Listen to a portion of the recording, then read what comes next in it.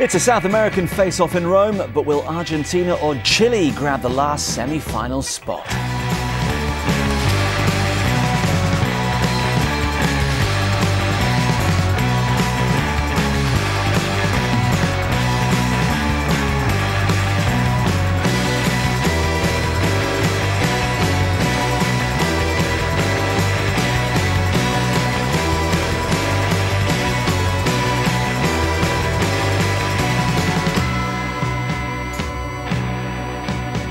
Who will join the world's top three in the last four? We're live from the Eternal City to find out over the next couple of hours.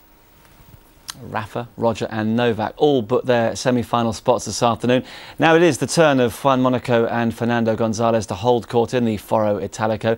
The Argentinian qualifiers had a great week so far, beating Andy Murray on his way to the last eight. But will he have enough left in the tank to overcome the Chilean world number 13, who's lost only once on the red stuff in 2009? They'll be live on court shortly after a reminder of how the three best players in the world set up what is shaping up to be a weekend to remember in the Italian capital.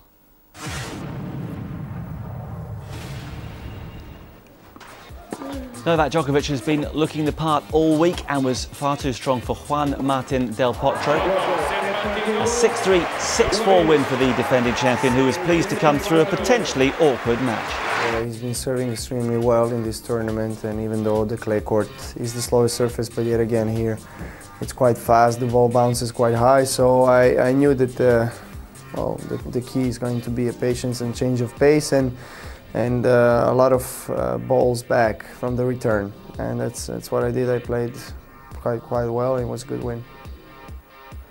Good win also in the end for Roger Federer, who was pushed in the first set against German qualifier Misha Zverev. But from 2-love down in the first set tiebreak, he won 7 of the next 8 points and then cruised through the second set.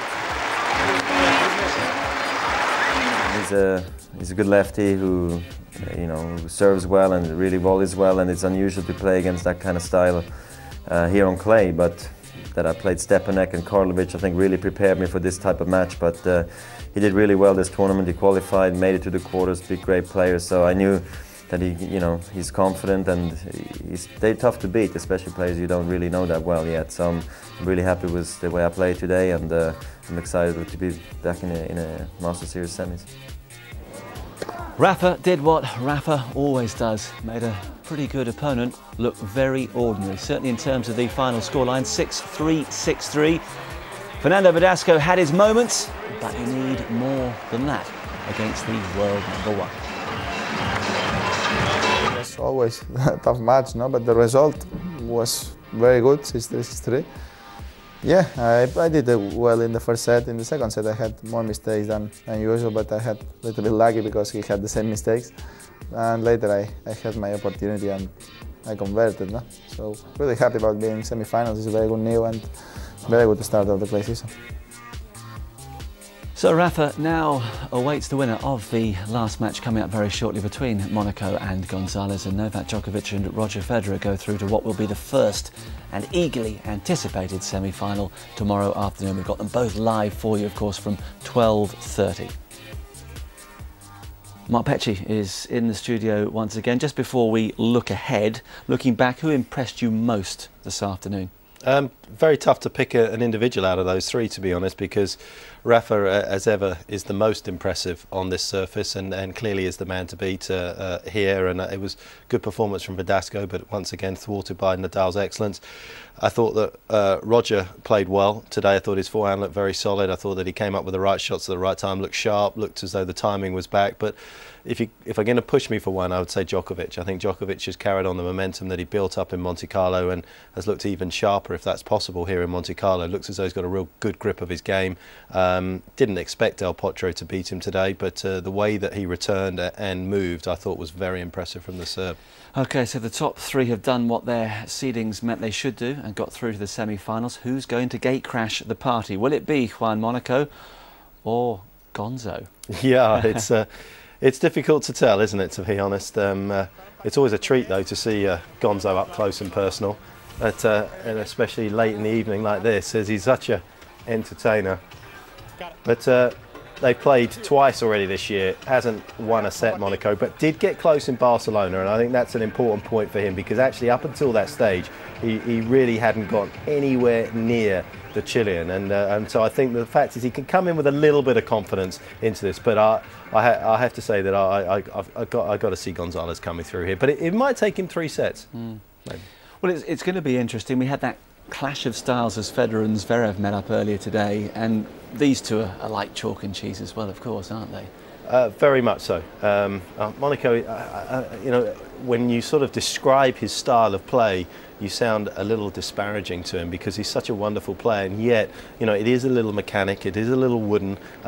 He's been superbly coached, if you like, and just speaks volumes about his work ethic.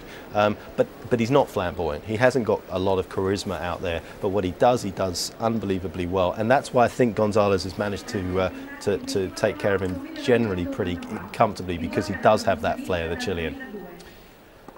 Well, this is the man who ended Andy Murray's hopes a couple of days ago. Outclassed for a set. It looked as though the British #1 was going to waltz through to the next round. For whatever reason, he didn't change things up as Monaco came back into it, and you've got to give Monaco a lot of credit for that, and he's clearly gained a lot of self-belief from beating a top 4 player. Yes, and he's very comfortable on this surface. I mean, he's got a lot of knowledge of how he plays on it, how he plays well on it, and if you give him a chance to play, then he'll beat you, and you've got to come with something a little bit special. And again, he's a great advert for players. I know I can see his ranking there is obviously 58, you know, currently, but he's been as high for injuries have contributed to that drop. That's not solely sort of lack of belief or poor performances from him. So he's on his way back up those rankings, and well, we've seen what confidence does to so many players over the years. So I wouldn't be surprised to see him back knocking on the door of the top 20 reasonably soon. And do you think he will relish this sort of opportunity under the lights against a fellow South American, quarterfinals of a Masters? He will relish it. I mean, I think he'll back himself. Interesting to see whether I feel the lights might make a little bit be a little more different. I think it may help Gonzalez a little bit. Just tougher to pick up his shots, possibly. But obviously not maybe as warm, so maybe the ball will slow down a little bit, which possibly could help Monaco. So yeah, that's another little factor for those, but Gonzalez generally loving the spotlight. So those 4 big ones that are above him right now, I think generally add to his excitement about playing well. Yeah. Well, Gonzalez last week I thought really captured everybody's attention with you know, very positive performances in Barcelona. There were a couple of times when the crowd got on his back, and he seemed to thrive on that. Now, would you say that he's just rediscovered a certain degree of freedom that was perhaps reined in during the time he was working with Larry Stefanki? Possibly. He's found a different blend of tennis again. Yes, he definitely went to a more conservative way of playing, but it was successful. So I'm not knocking, you know, Larry's approach to what he did. He achieved a lot with Fernando, and I think that there were other issues as well. You know, trying to keep him fresh. I think Gonzalez was going through a bit of a tough stage about always being the engine within that family of sort of making it happen for them. So you know, there's a lot of off-court stuff as well that the coaches would have to try and possibly deal with. And he looks to me like he's got the love for competing back again and playing his way, as you say, Marcus. You know, that's one of the reasons that you're out there. He's out there on tour. He likes to entertain as well as he loves to win, and I think that we're seeing the best of both from Gonzalez right now. We have had much debate today about his nickname. Some aren't keen on Gonzo, but Chris Hodges, a regular contributor, has been back in touch, says Gonzo is the perfect nickname for him. It doesn't make me think of gorillas. If anyone remembers the Muppets, there was a character called Gonzo who was a little crazy in a nice way, and Gonzalez can be a little crazy sometimes, but he's really entertaining to watch. You never quite know what he's going to do. And before anyone complains, I'm not suggesting that Gonzalez is a Muppet. It's only the similarities to the character's personality that come to mind. I think everybody will agree that he is entertaining, and he is the sort of player you just want to sit down and watch, because you never quite know what is going to come next. Well, he's cut out of a different type of cloth, Gonzalez. You know, there's not too many people that will come onto the tour and say, well, I'd rather have 1 good week, 3 bad ones, and I'm happy with that. I'm able to deal with it. He grew up playing his tennis, being explosive on on the sort of practice match courts, if you like, in Chile, trying to beat the older members of his club, and got bored of them hacking style, and that's how he's developed into this this wonderful player with such a big forehand, because he wanted to try and shorten the points, and trying to work with that is not always easy as a coach as well, because you've got a real free spirit. You want to keep that part of him, as we see the umpire for this evening, but also obviously you want him to be hugely successful in terms of match wins, and he's as I say, he looks to me as though he's back where we'd all like him to be, is winning matches, but also in a style that is entertaining to everybody. Carlos Bernardes, as we saw, the man in charge. I imagine when you've got Gonzalez down below you, there's just an extra degree of frisson and anticipation. You're not quite sure what but you in might a good get way. involved But in in a good way, because he doesn't have a bad bone in his body. I mean, he's not somebody that's going to come at the umpire and make your life miserable. I mean, he's going to make his point. He might argue his case, but he'll do it in a nice way with some style. And so I don't think it's that big a deal. I mean, I think there's worse players out there for sure than Gonzalez. Absolutely. Well, there's one man hoping that it's going to be Juan Monaco's night. We would like to hear from you. As always, you can text and email us. You just text the word tennis and then you message to 84401. 84401. Cost you 25 pence. Please put your name when you are texting. Network charges may vary. And the email address is tennis@skysports.com. So who is going to grab this final quarter-final place? Let's find out with Barry Cowan and Peter Fleming. Thank you very much. Yes, Juan Monaco, the conqueror of Andy Murray this week, has another big job at hand. Fernando Gonzalez is the sort of player who, when at his best, well, is one of the very best in the world. Gonzalez reached the semifinals last week in Barcelona, where he lost a third set tiebreak to David Ferrer. So he is playing well, in good form. Won the tournament in his home country of Chile at Viña del Mar earlier this year. And on that same clay court swing, Juan Monaco reached the final in Buenos Aires, in his home country. He lost a third set tiebreak there to Tommy Robredo. So both these guys know their way around a clay court. Gonzalez to start off the proceedings.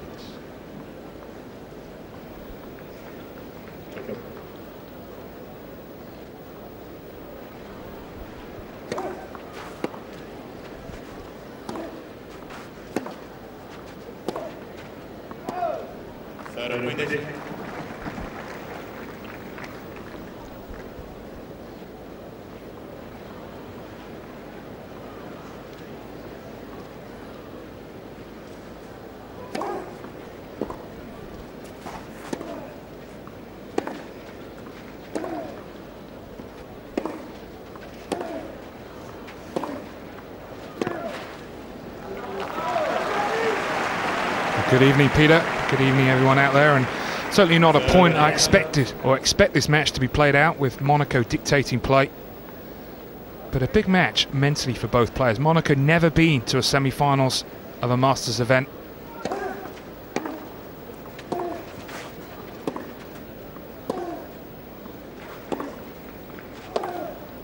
Gonzalez hasn't reached a semi-final for 2 years. The last time he reached the semi-finals was here in Rome, where he actually went on to the final before losing, yes, you guessed it, to Rafa.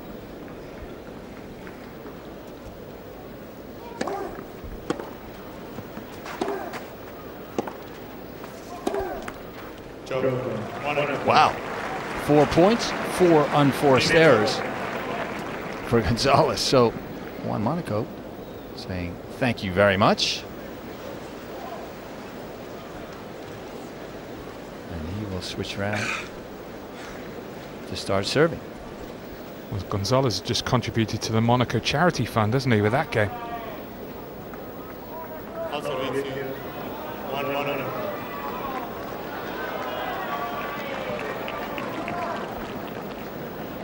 Does he actually have a charity fund?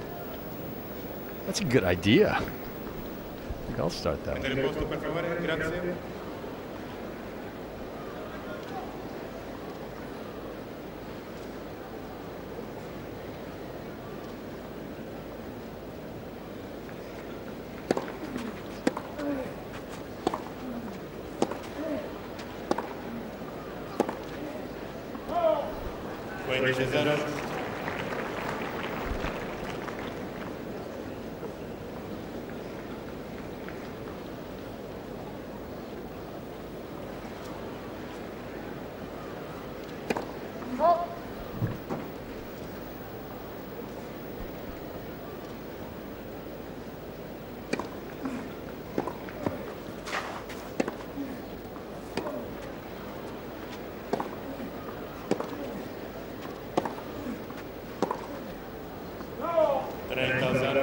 Wow, you can't buy a shot.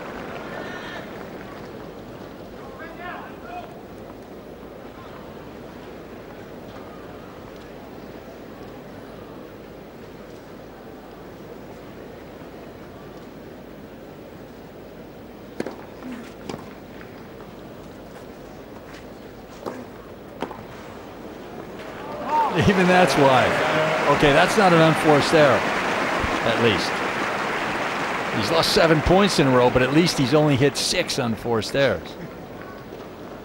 So things are starting to look up for Gonzalez. So we know a big forehand's just round the corner.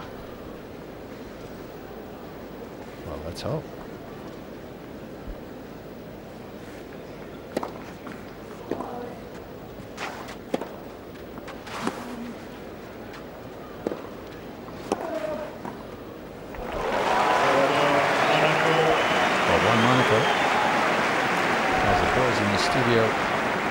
Prognosticating, pretty clinical, pretty solid. For Gonzalez, a shocking start. Signs really that he is suffering from a few early nerves. Yeah, which is really odd when you consider that they played 4 times. Gonzalez has won all 4 without the loss of a set.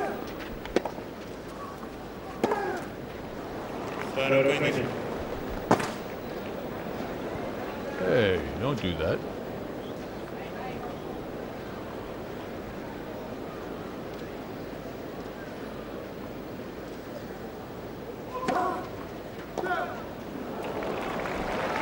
And Gonzalez finally on the board. Bueno. No, porque cuando llamó ya había pasado.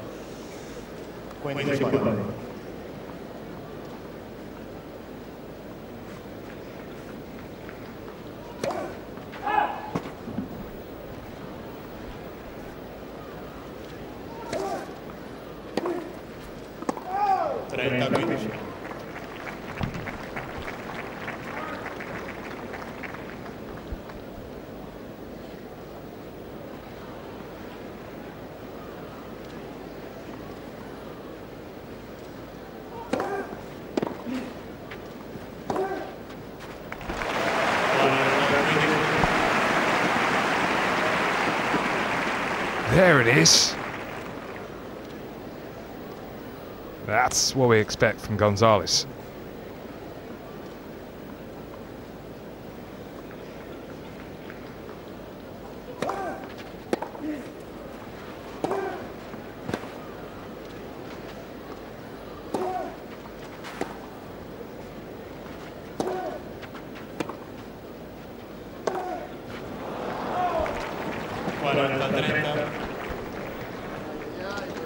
Do you think Larry Stefanki, just in honor, is pulling his hair out wherever he is right now? I mean, I think it's performances like this that Larry Stefanki was trying to rid from Gonzalez's being.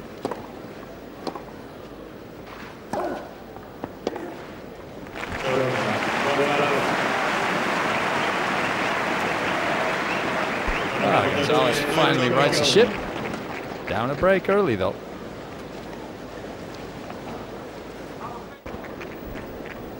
Well, good start for Juan Monaco. It has to be said he didn't really do very much, did he? Just push the ball back into play and allowed Gonzalez to self-destruct. The Chilean seems to have righted the ship a bit, and now that he's put a few balls in play, we'll see if the real Gonzo will come out.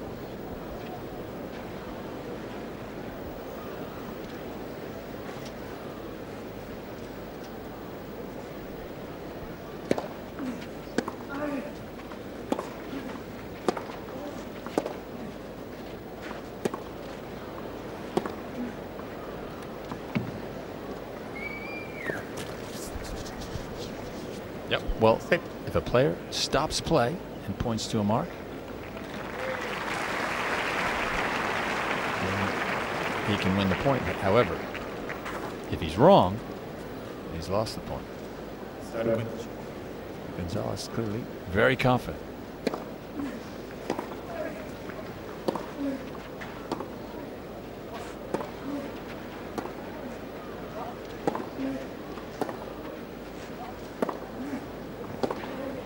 Oh, look at that.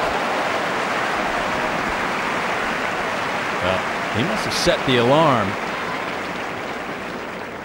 for 10-9 rather than a quarter to. Because he's awake now.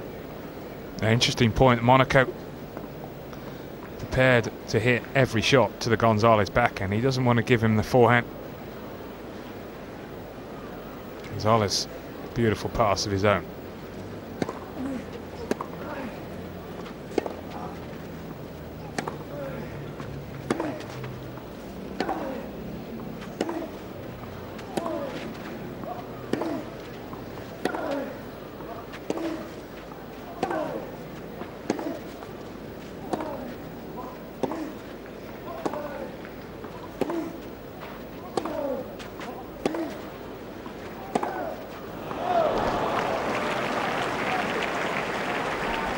Gosh, that's amazing to see him miss a forehand by that margin.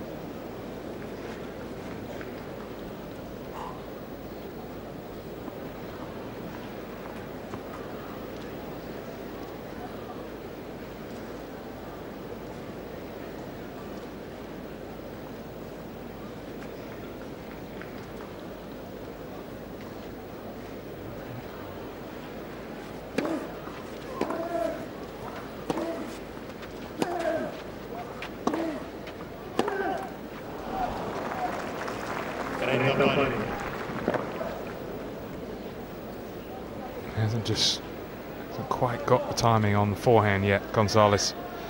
But the one thing's for sure with him, he's going to keep going for it.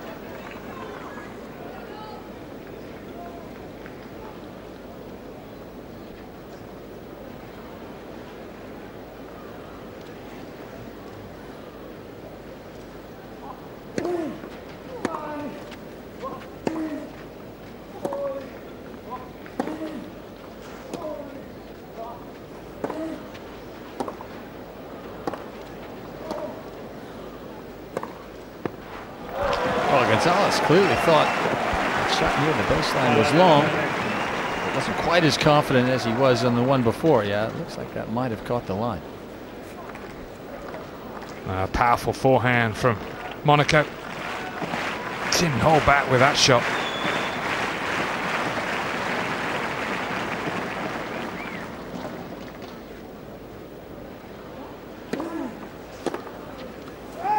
Oh, well.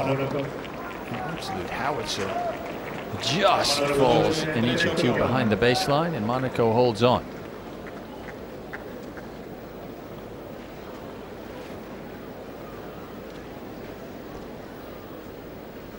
Yeah, and that's the feeling how the match is going to be played out, isn't it? Monaco, is he going to be able to hold on?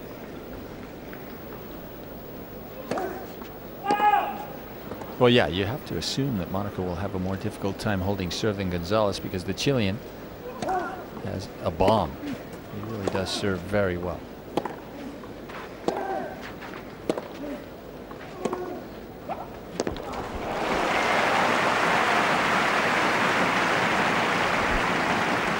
And if he can start making backhands consistently like this one, then he is an absolute nightmare. That's what he did in the opening set last week against Ferret.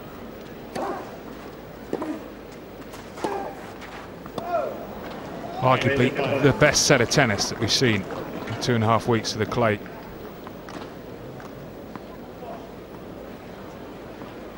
Well, perhaps until last night. Rafael Nadal gave Robin Soderling a clinic in clay court tennis.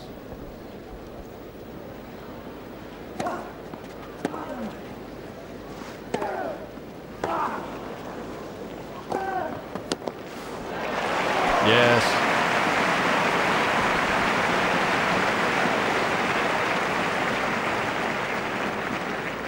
Well, after he hits such a big forehand like that, he's always looking for the shorter ball, and he pounces on that.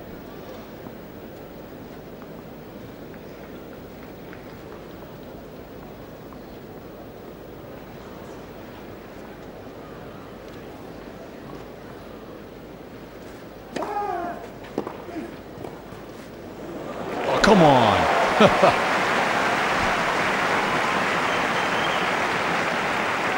I tell you what, he just has a flair for the exceptional Gonzalez. And a good tactic as well, serve and volley. Monaco does stand a long way back to return the serve. We'll always play the percentages to go. We'll look to go cross court.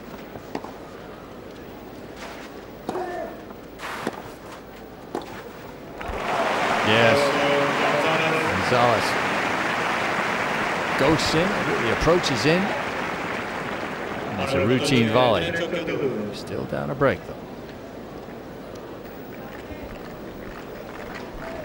Well, the crowds have been relatively sparse in the evening sessions here at the Ford Italico.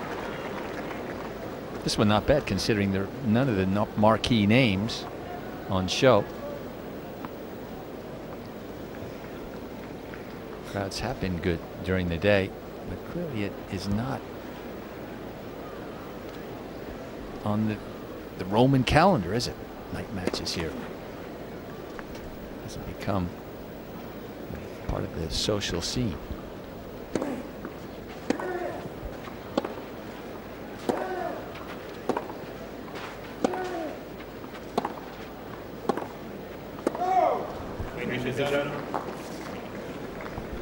Yeah, and that's the difference really with Gonzalez now than at times last year, hitting over his backhand more. So at the end of his tenure with Stefanki, he was chipping almost every backhand.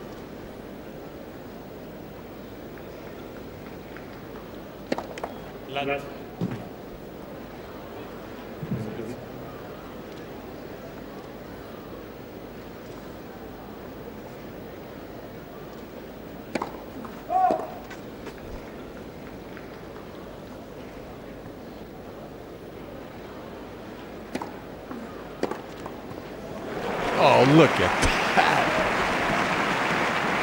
I mean, that almost defies physics. He moves early. Look at the angle he gets. Just on the line. Yeah, and it was the topspin that held that ball in. No topspin, and it's wide.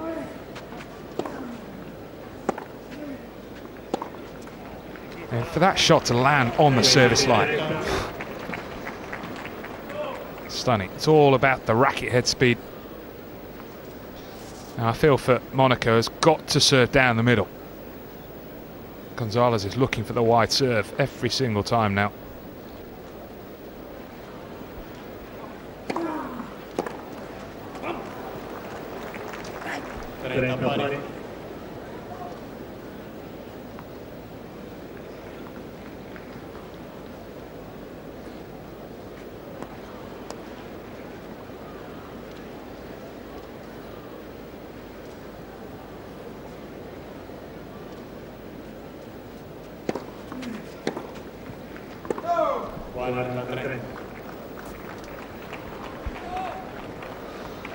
Still, the unforced errors continue for the Chilean.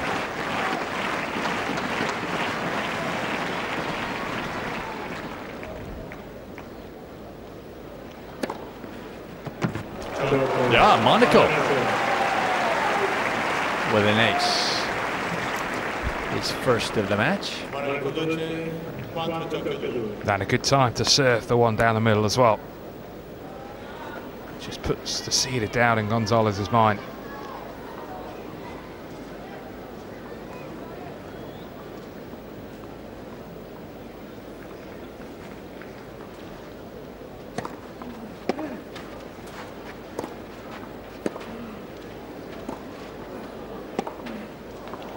Oh no, it was there.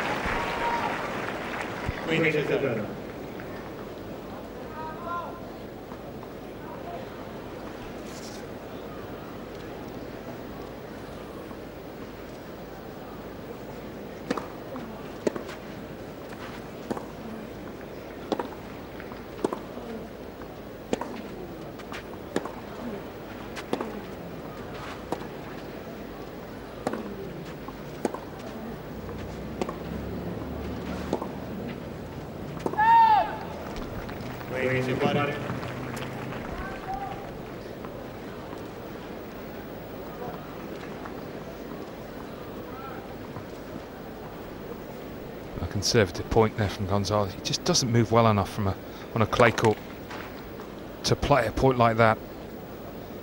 He has to be aggressive, but of course that side of his game has been struggling.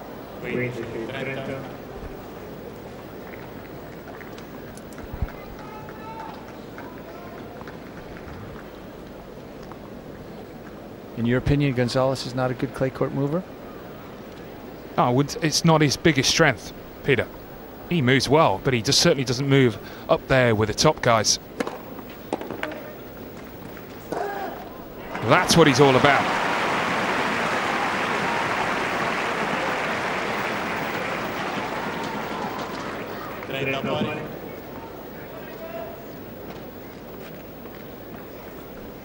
Just don't think his mentality is suited to playing that waiting game.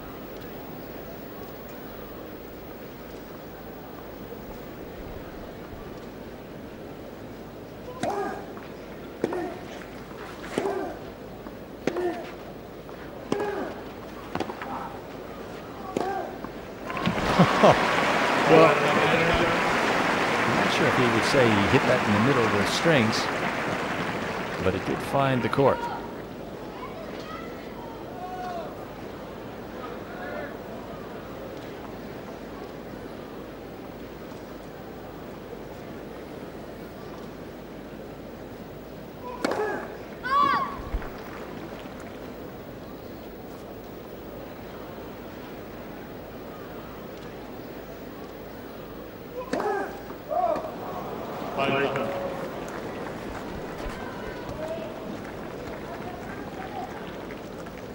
Double fault number 3.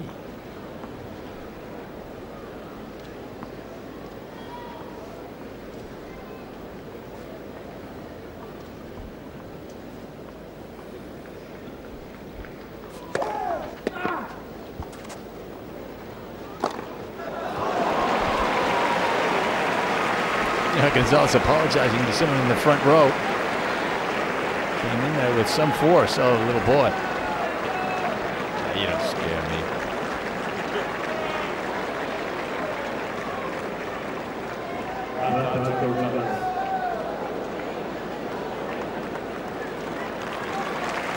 Don't worry, Mom. I'm all right.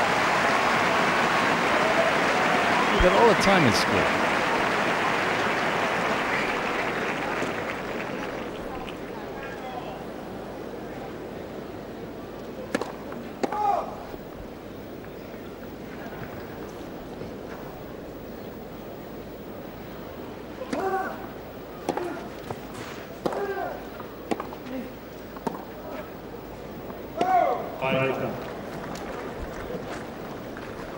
He's kept a really good length the early stages, Monaco.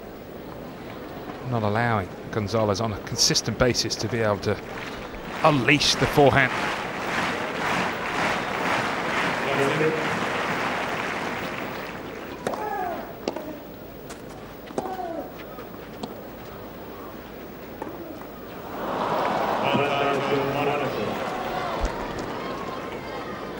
He's just trying to force the action, perhaps a little too much at the moment.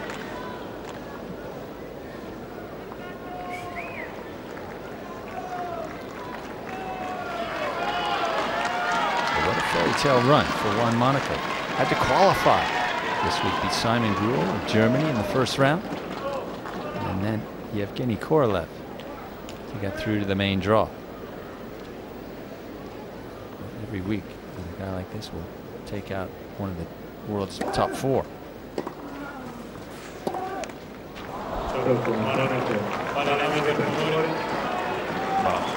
That was a pretty tame way to surrender his serve. Monaco will serve for the first set.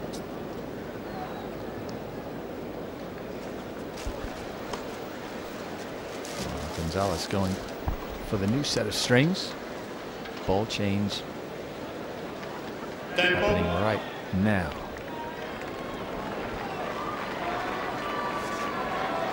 But he started slowly yesterday. Did Gonzalez in his match against Meltzer. Mentally, he was all over the place. He regrouped well.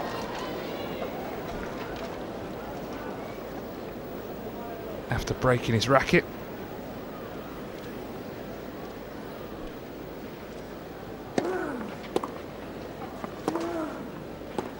And before you email in, I'm not advocating him breaking his racket, but I feel that he's just lackluster for what is a big match for him. He just needs something to get himself going, but for Monaco, he's focused.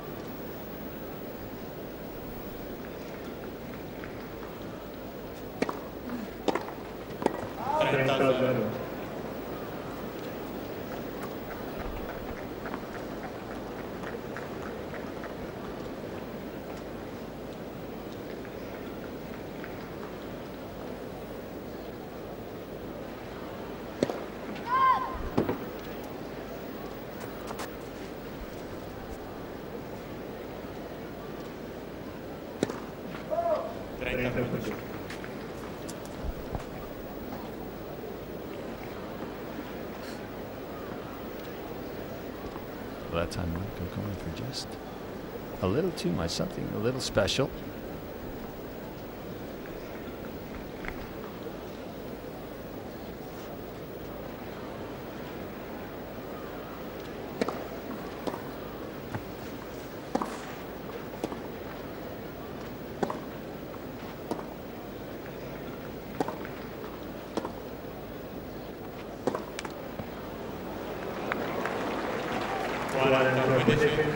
Well, interesting, Gonzalez appears to have given up the ghost in this first set, because I think he could have had that ball, but he reacted instantly to the net court. I think there was time to track it down. 2 set points.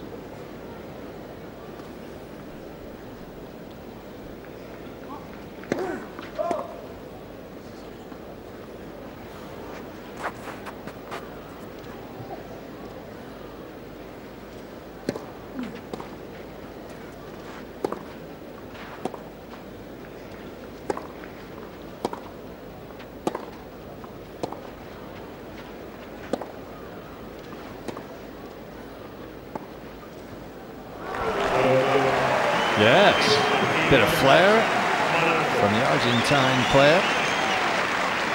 That first set went by very quickly. 6-2.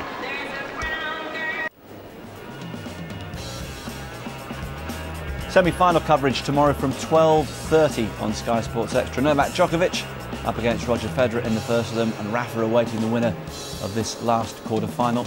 And we'll have the final for you live on Sunday, 3:15 start on Sky Sports Extra, and Greg Rosetsky will be alongside Mark Petchey in the studio for that.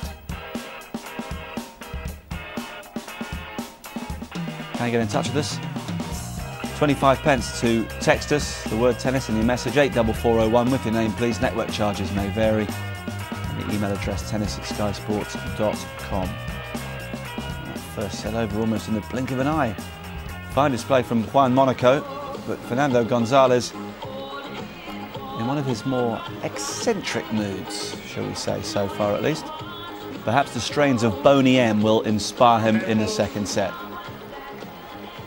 Let's get back to a founder member of the Boney M fan club, Peter Fleming with Barry Cowan. You jest, but you mustn't.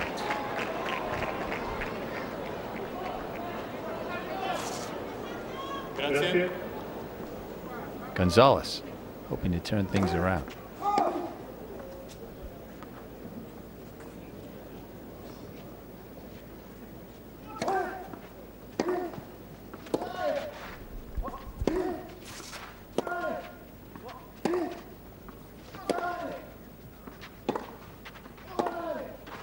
Oh, yes.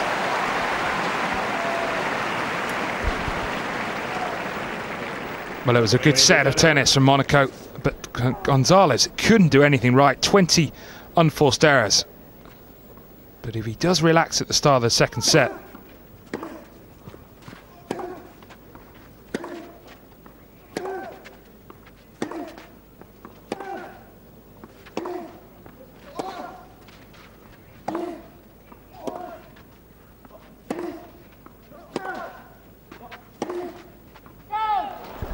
just missed.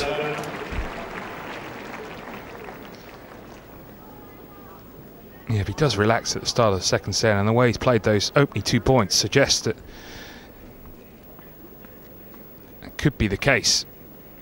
He's still a part of this match. For Monaco, he just needs to keep his focus. Can't afford a bad game.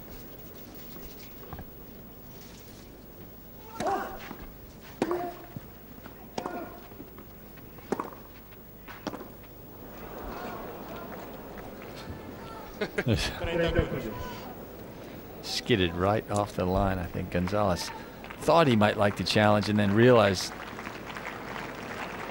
by the characteristic of the bounce that it was good.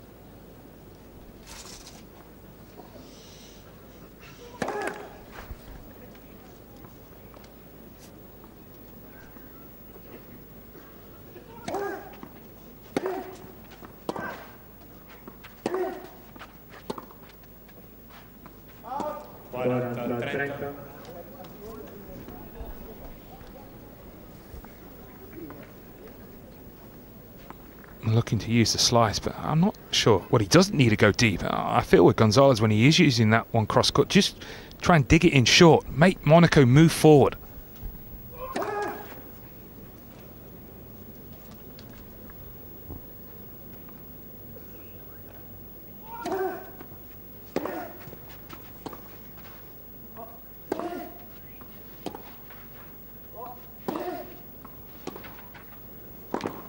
Oh my goodness. A bit of a gift from Juan Monaco. Will that change the complexion of this match at all? Remember, the first set was over almost before it began. Gonzalez made 6 unforced errors in the first 6 points. And Monaco just raced on to a 6-2 victory. The last thing he wants, though, is to allow Gonzalez into this second set and therefore the match.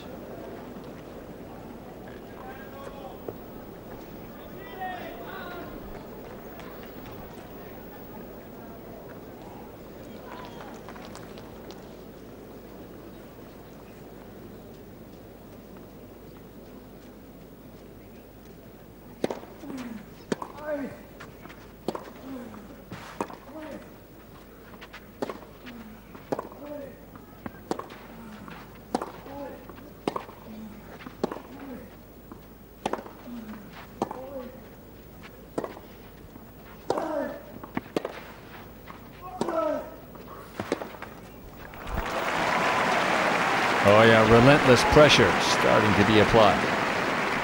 That's a wonderful point from Gonzalez. Slice backhand. Keeping it low enabled him to use the forehand.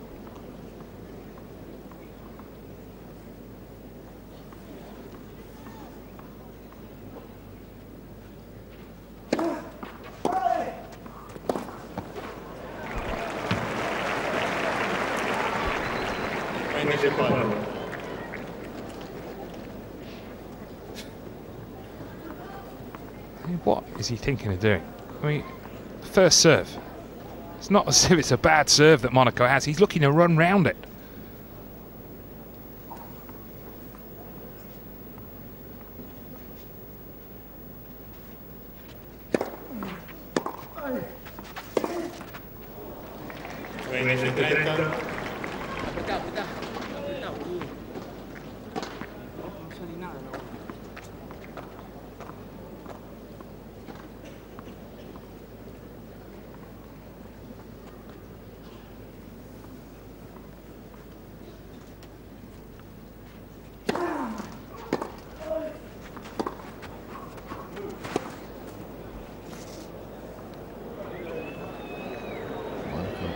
Very confident that shot.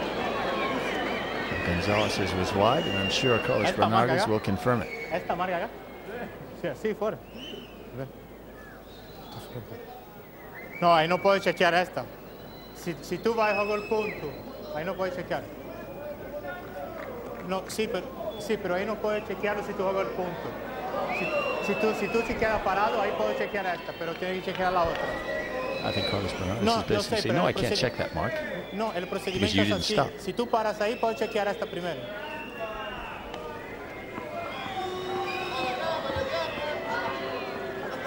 ¿Ah? Sí, pero tú no has parado en el punto. You see, Gonzalez is saying, wait, this ball was out first, so I should win the point. And Carlos Bernardes is saying, no, but you didn't stop. And so therefore, I cannot. I'm not going to check that, Mark. It's arts and crafts.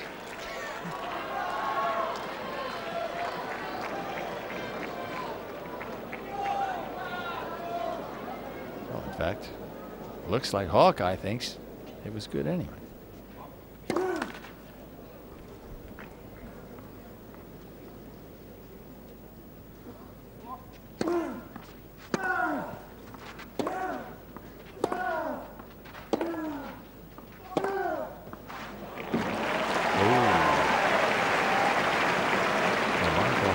Good long look at it.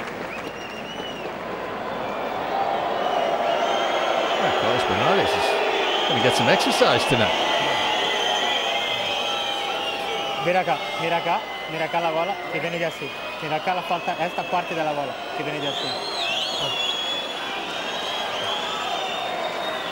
Well, I tell you what, if it caught the line, it didn't catch a whole lot of it. Just that much.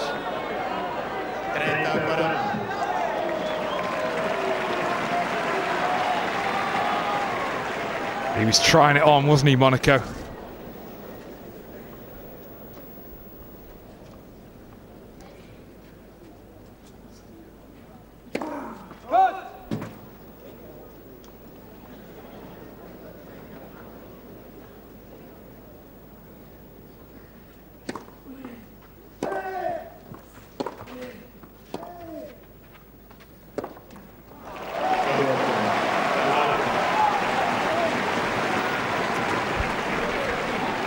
How quickly things can flip around. Now, Monaco, well, not a long time, about 25 minutes, 23 minutes to win the first set. And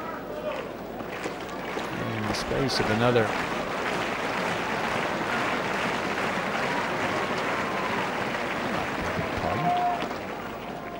first set about 32 minutes or so, something like that anyway. But in 5 minutes, they're back even just about.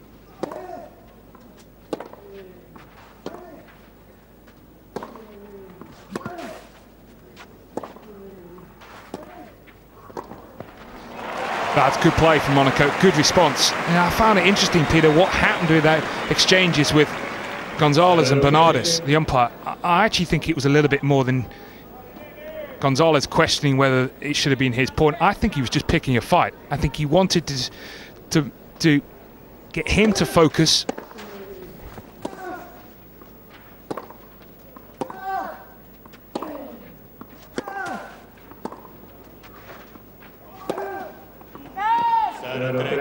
You might be right, Barry. I mean, let's face it. Tennis is essentially hand-to-hand combat. And if you're not in the mood for that battle, then you're in trouble. It could just be that Gonzalez has pumped himself up through that altercation.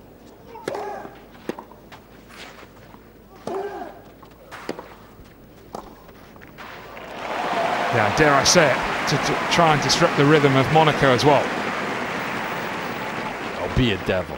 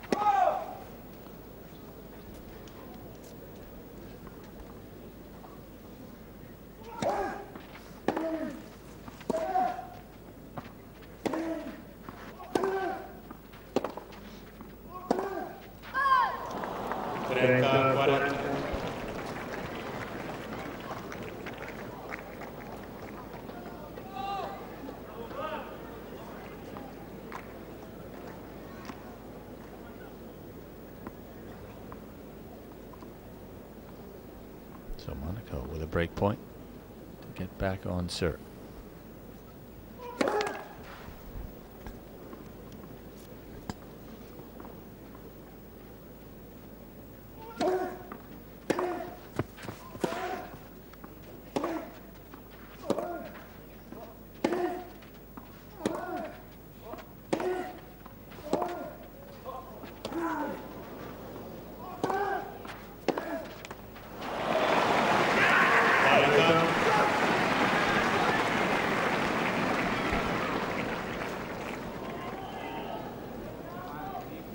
Well, he's certainly in a mood. In a mood for a fight, anyway.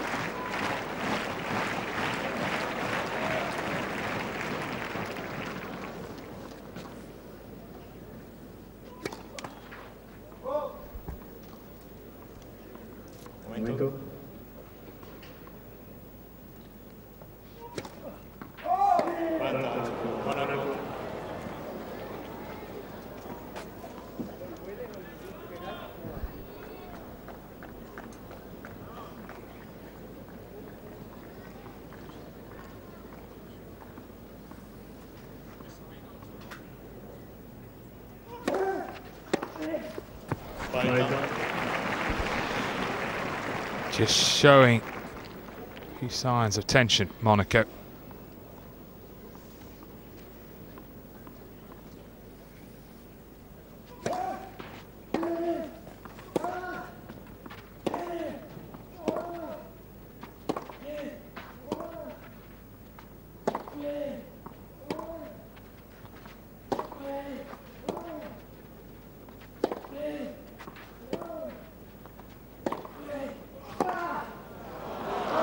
No, sir.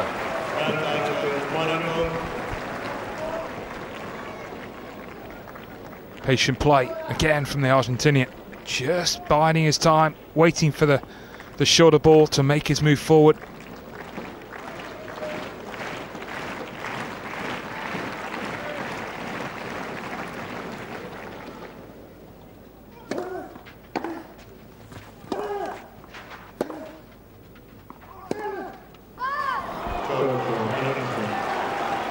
Gonzalez allows his opponent back into the second set. We're back on serve. Who knows? This is going to be a tough night, I think, for the Chilean.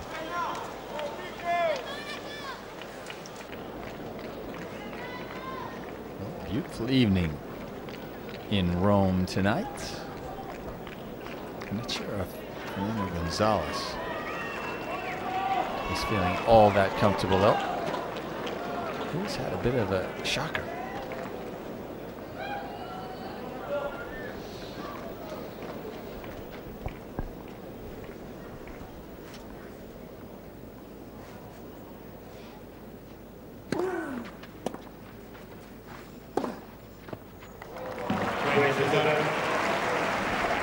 Interesting, Barry, how Gonzalez in the second set has gone to the slice backhand. He's hit it almost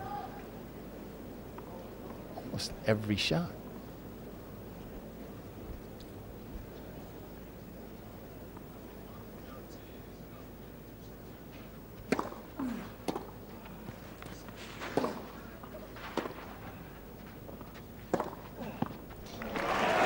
Yeah, good point, Pete. And the problem that he's got with the slice is he's using it as a very much a defensive shot, and you need to use the slice as a positive shot with a means to try and use your forehand with the next shot you want to hit. Just a little bit too passive at the moment, Gonzalez.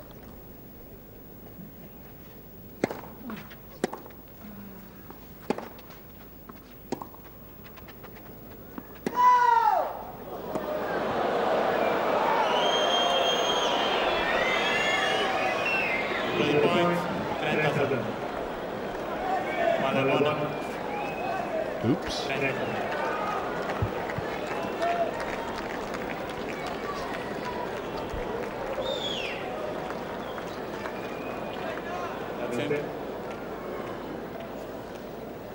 Easily done.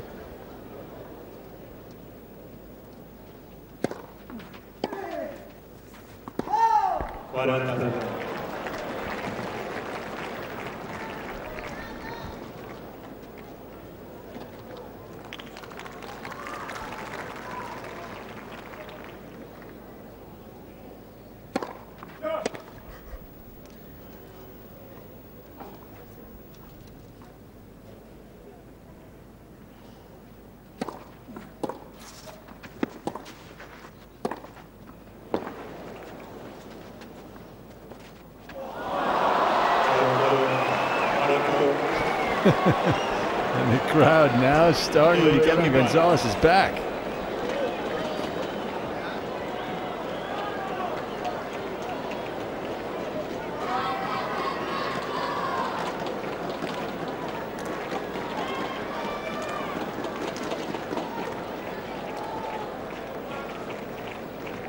Welcome to Gonzalez's world. This is coach, new coach, Martin Rodriguez.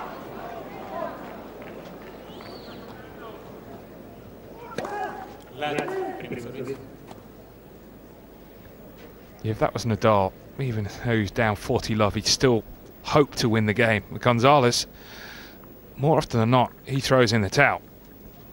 Good point.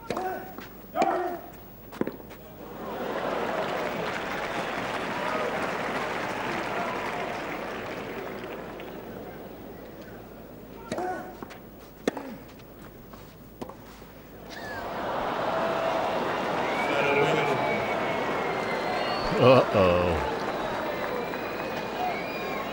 Gonzalez better pull himself together quickly or this could get ugly.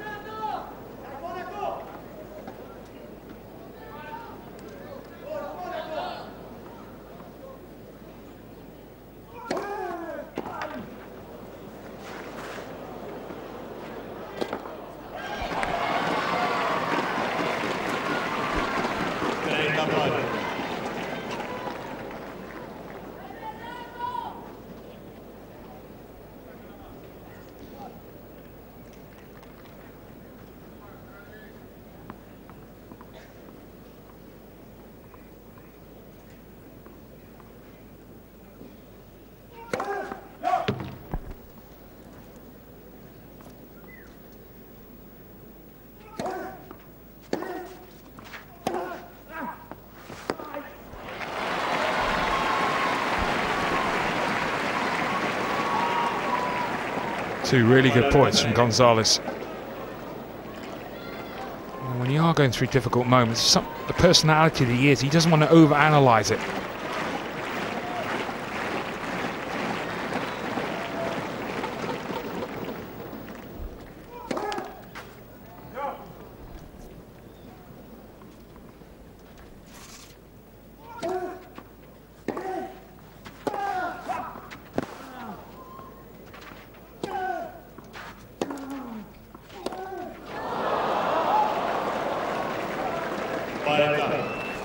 Yeah, and although Gonzalez has had some good results on clay, I think shots like that lend itself, or rather lend his game far more to a hard court than a clay court. Look at that, 32 unforced errors.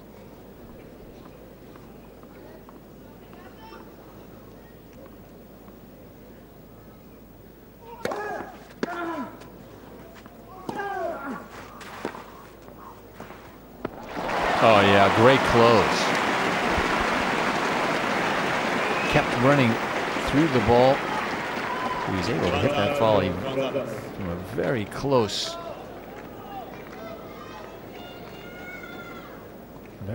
to the net.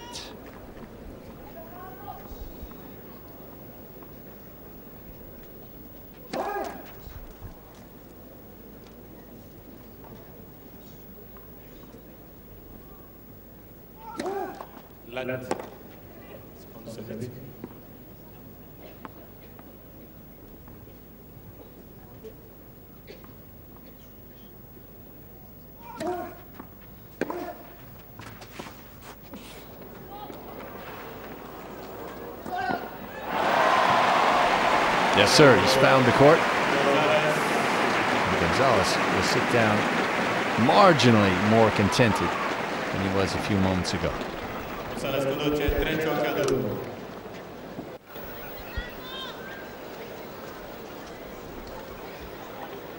It's been a struggle for him. Gonzalez certainly has not played his best tennis tonight, but he's still in with a chance. On serve here in the second set. Yeah, as much as Gonzalez is struggling, he needs to keep reminding himself that Monaco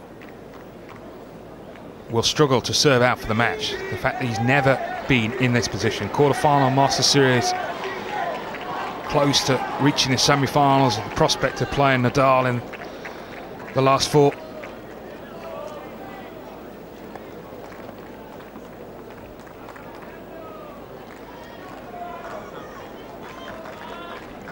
Still feel this is a match for Gonzalez to lose.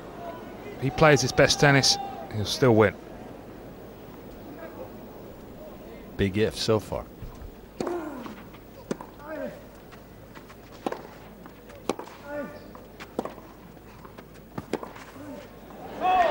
Oh no, he's just missed it. Look at where he is on the court. Miles, both behind the court and out wide. Still very nearly pulled that one off.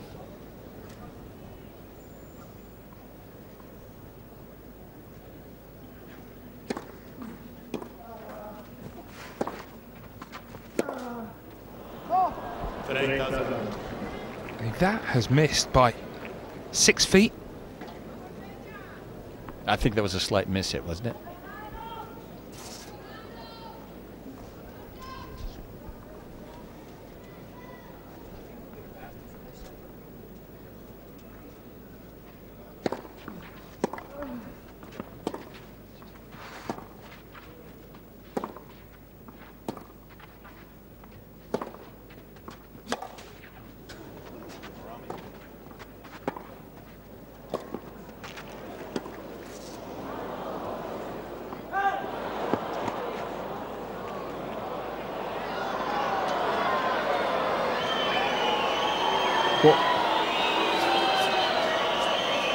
There was definitely a call of out. La cosa que acá es buena.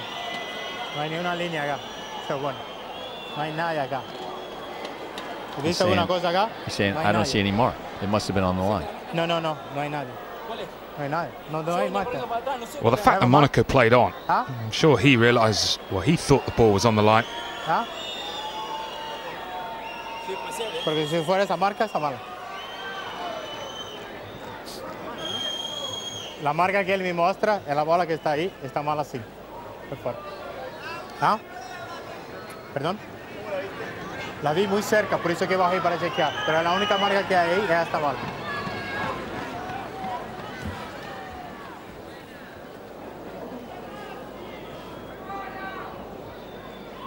Sí.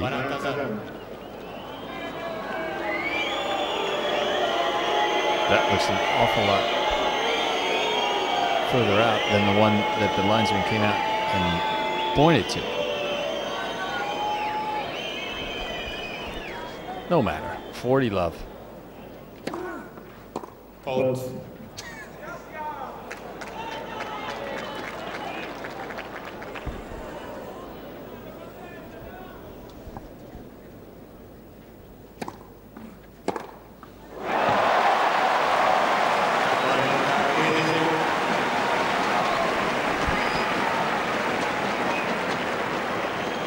Now that's a forehand even Barry Cowan would be proud of. All day, every day. In my dreams.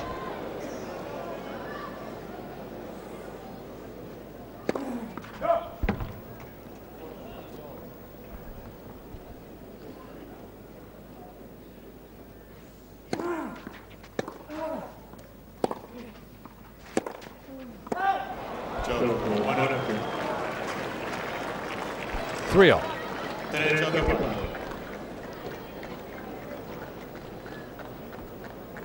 And this is where dangerous moments for Monaco, because Gonzalez played rubbish, really.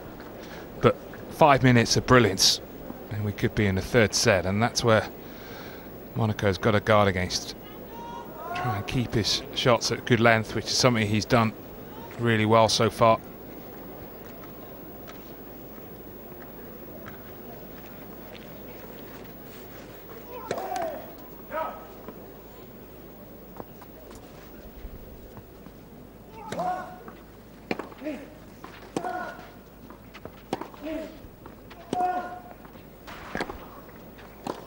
That's a good play.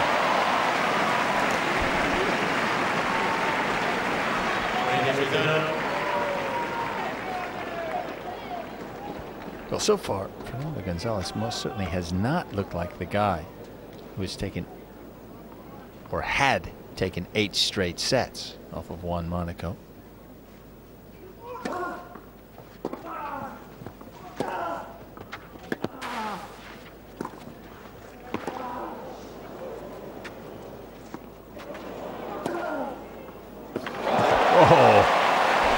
But he's starting to become that man. Fantastic shot from Gonzalez. Monaco was expecting the cross court, and that would have been the obvious shot. But at times, Gonzalez doesn't deal with the obvious.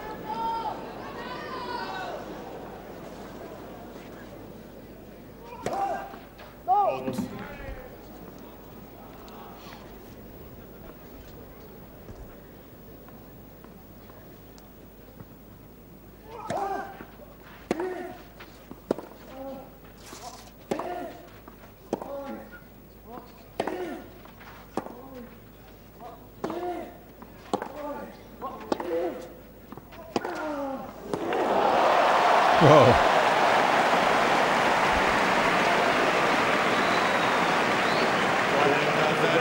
Yeah, and it must be starting to look just a little scary to Monaco. But Gonzalez has connected on several of these forehands only recently.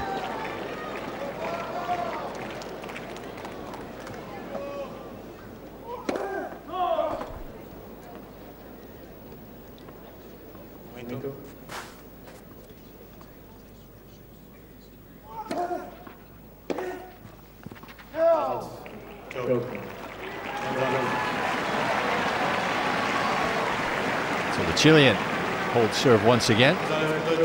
They're starting to enter the fray.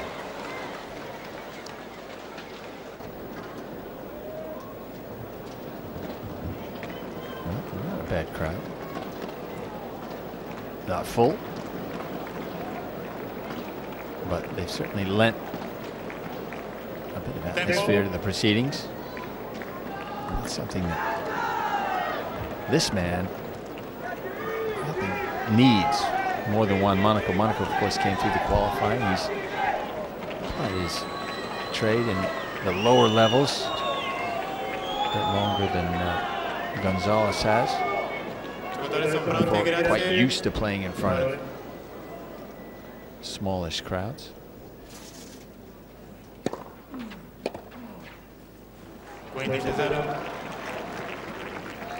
And Gonzalez last week looked like he was almost tapped out.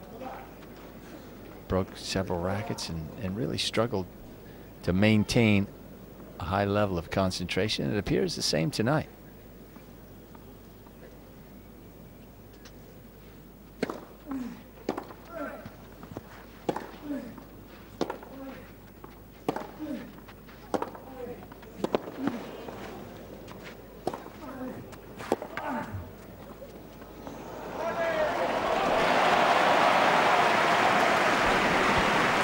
Nice touch.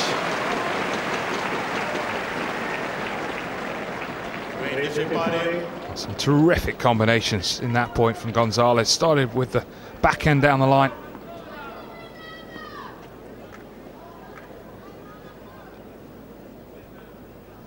Just never know what he's going to go from the racket of Gonzalez.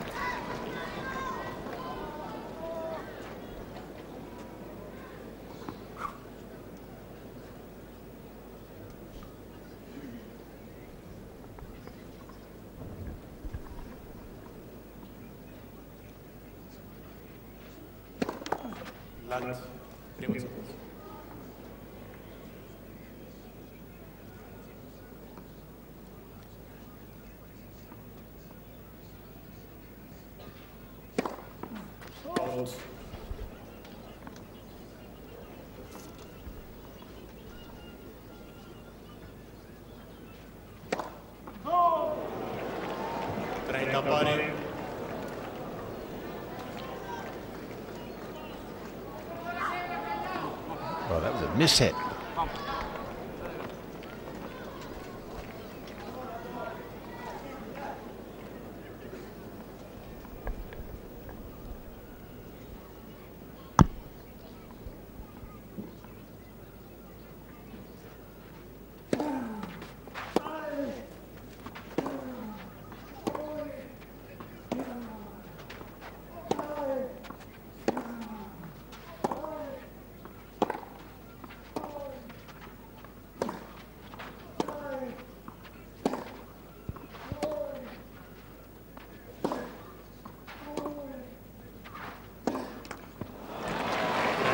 Gonzalez giving him no pace at all to work with.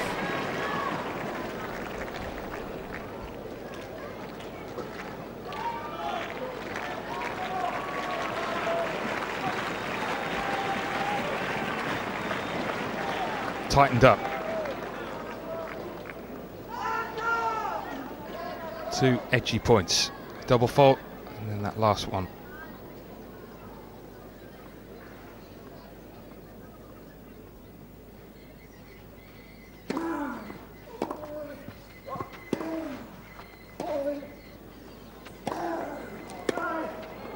Oh yeah, look at that. Just a moment of brilliance.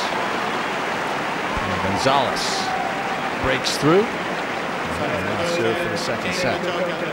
Well, he contributed to his downfall a little bit. 2 bad points, but a bit of inspiration for Gonzalez to get the first break for him.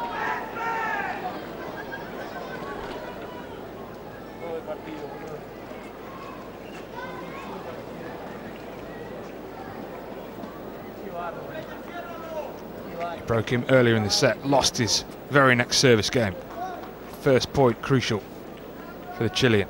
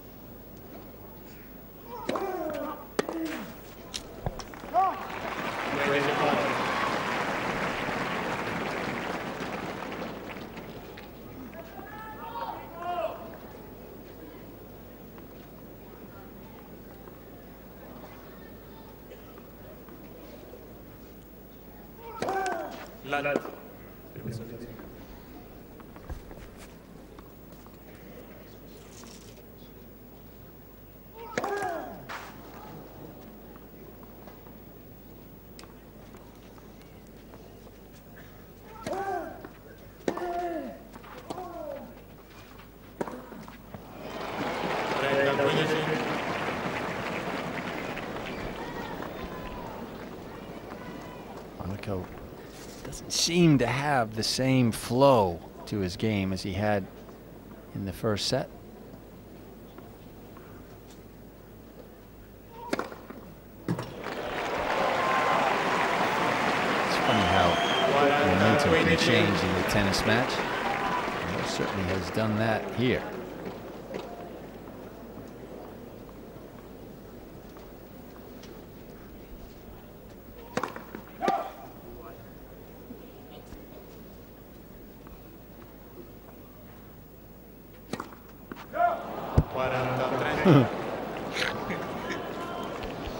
As you were saying, it's still changed. There's no question about that.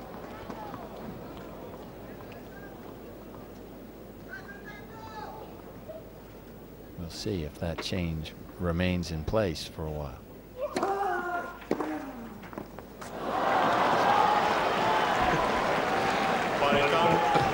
he just ran in. He forgot to actually take his racket back. It's been a tough match. Oh boy.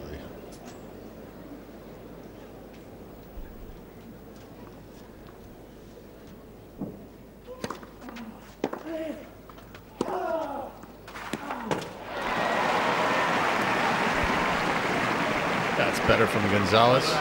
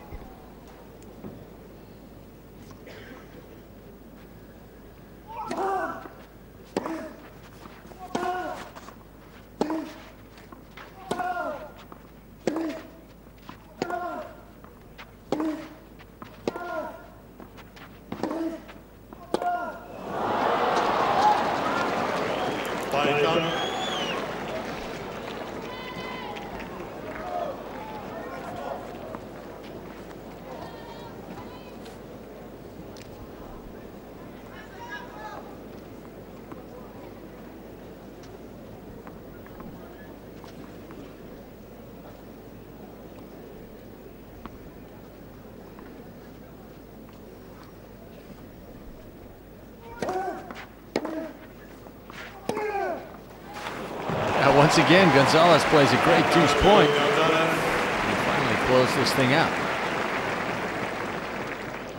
He loves that type of pattern of play. It worked so well from him a few years ago when he beat Nadal in Australia. The wide serve and then the off forehand to the right-hander's backhand.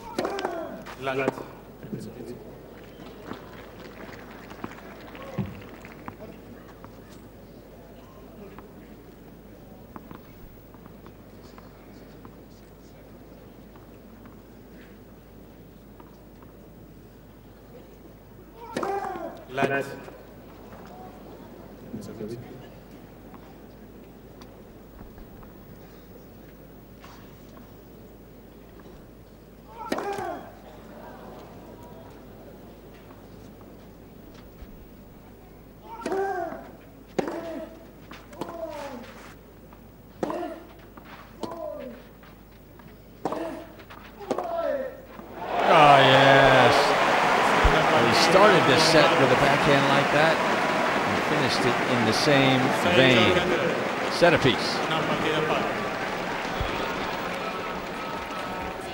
Well, that was much better from Fernando Gonzalez in the second set, wasn't it? So we're going into a decider, which is what Mark Pecci was anticipating right from the word go this evening. But what a strange performance from Gonzalez in many ways. Yeah, not quite in the manner that I expected. I thought that it would be a very high quality contest between these two, and Gonzalez would just sort of edge it out. But as you can see there, Monaco he's done a good job. I mean, he's made a lot of first serves you expect. You know, he's very predictable out there, and what you have is the unpredictable nature of Gonzalez, which has managed to just turn that set around. One beautiful point to break when he sort of dug it out and hit a good forehand. But you know, Gonzalez is, I mean, he started the match so badly. He's actually done incredibly well to dig himself out of that particular trough, because when you start a match as poorly as he did, I mean, often you can see a player just go 2 sets and not pull it around. But he has. Still not sure I'd like to be completely truthful in who I think is going to win this one, because you never know with Gonzalez when he's in this mood. He had quite a heated debate with Carlos Bernardes, didn't he, early in the second set, and Barry and Peter were wondering at the time whether he'd done that deliberately just to try and G himself up. I think it was a valid point. I do think that he needed almost to bring a third person into the equation to get the adrenaline going. He as I said, I mean, he couldn't fire on all cylinders because none of the cylinders were working. And I think he needed to go to that sort of negative well of energy sometimes just to try and find something. I mean, he's still not timing the ball particularly well, but he's timing it well enough to have taken care of Monaco in that second set. And you would think that his sort of big match temperament will see him home, and hopefully enough of those particular shots. But you know, Monaco's a gutsy player. We saw him tough it out against Murray 5 in the third, and that's not easy to do against a top player. He may well just be resilient enough to come through this one as well.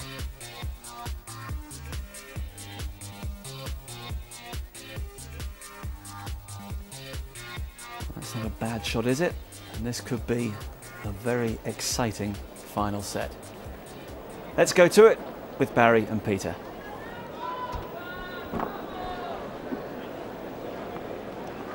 One Monaco. So consistently in the first set. Deal with something just a little bit more unpredictable in the second. Gonzalez. And Monaco restore some decorum.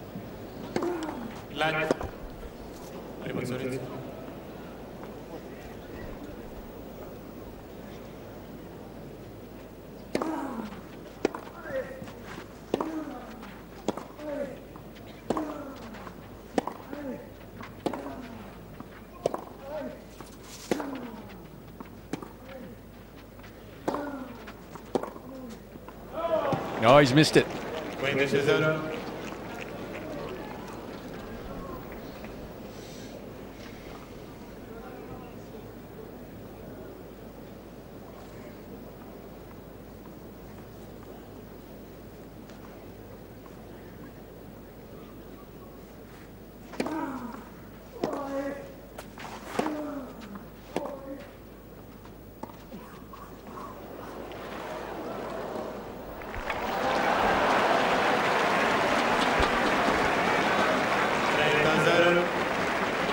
Clever play from Monaco.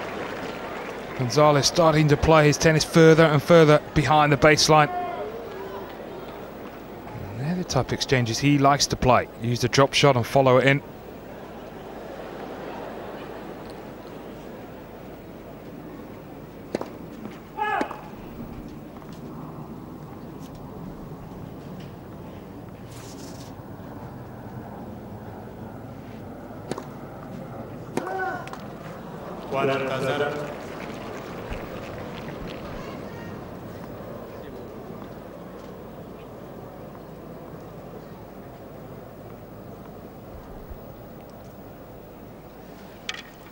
Well, I'm sure he's changing the racket not because it's broken. Don't see how it could have broken by... It was kind of a gentle throw. I think it's more probably the grip. Could be. Certainly was not a broken string.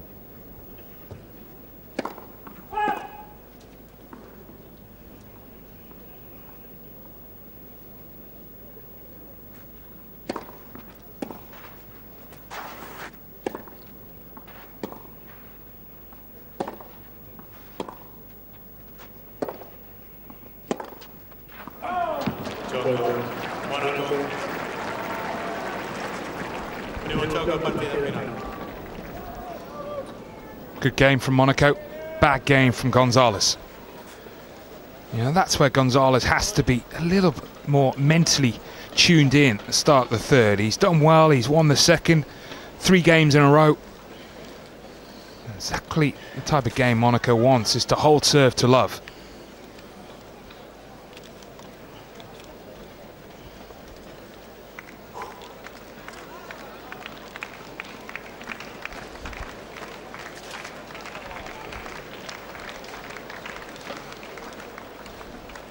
Hey, you're not supposed to stop at 1-love. Keep going, buddy.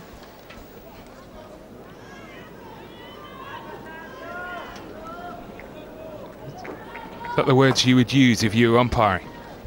Too right.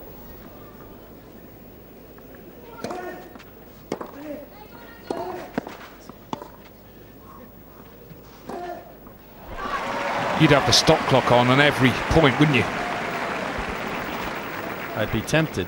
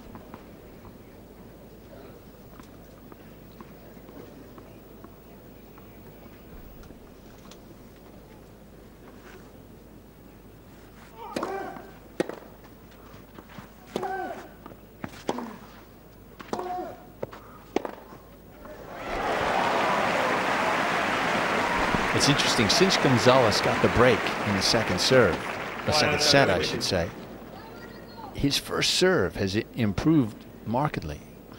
He was only in the 40s in first serve percentage right up until the closing stages of the second set. Now he's well up to 60%. That's for the match. So he's been hot, putting a lot of first serves into play.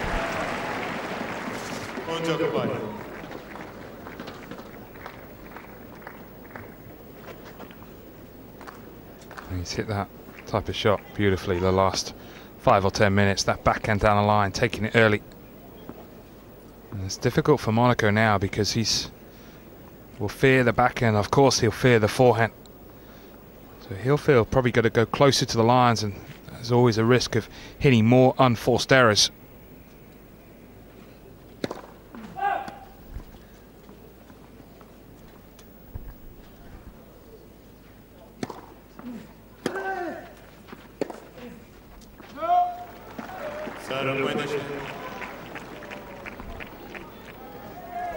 And that's why it made sense, the head-to-head coming into this match.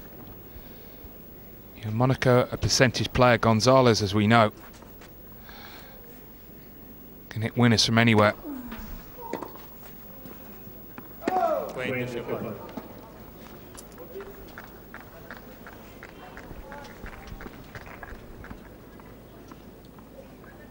Set all, game all, point all.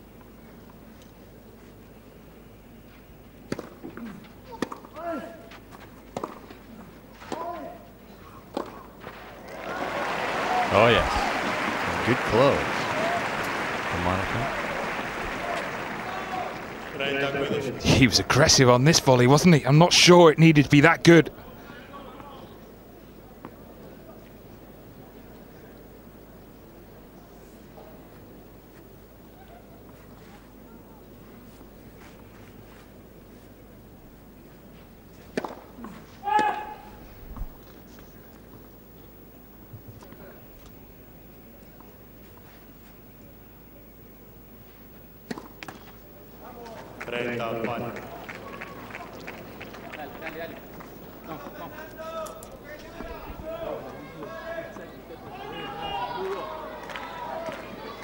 Well, towards the end of the second set, it appeared as though Monaco was tightening up just a little bit.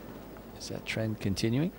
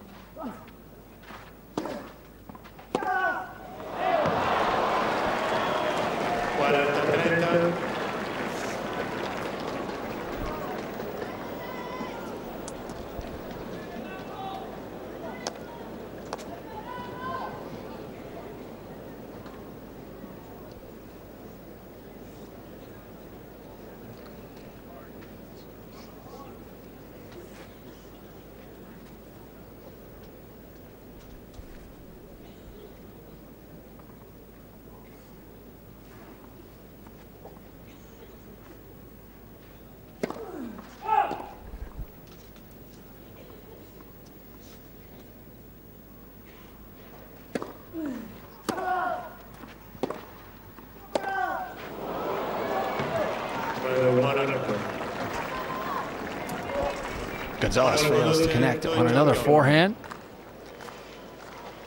On serve.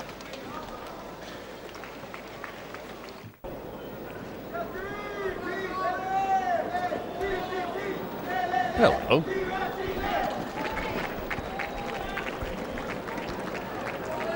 Well, it hasn't really been the most exciting match that we've seen this week. Crowd trying to get into it, but there have been a plethora of unforced errors. And sometimes it's difficult to find your way into the flow of the match as a crowd. And there's nothing to cheer.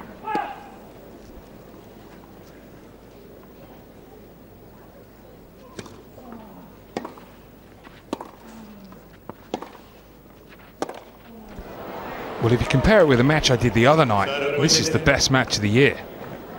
Del Potro Troitsky. That was not good.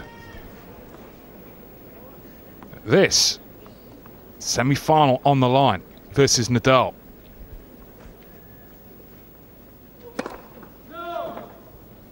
Maybe they're both just scared of having to play him.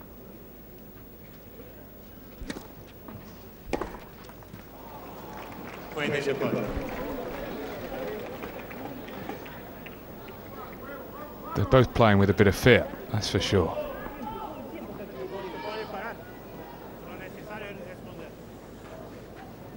And maybe just a bit of loathing as well.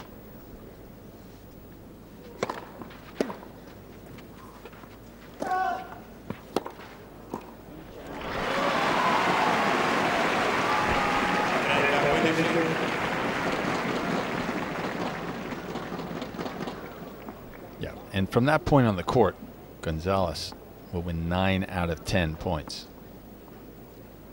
He can hit a forehand from well inside the baseline. He's in business.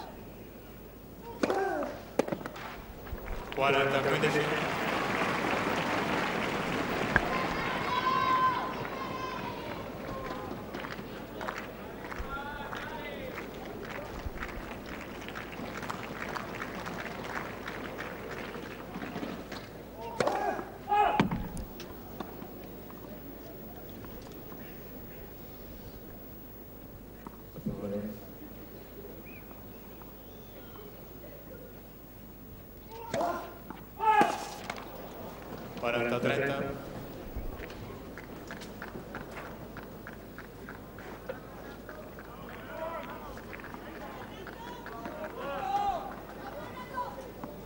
Well, he struggled tonight. There's no hiding that fact. But he's fighting and still in it.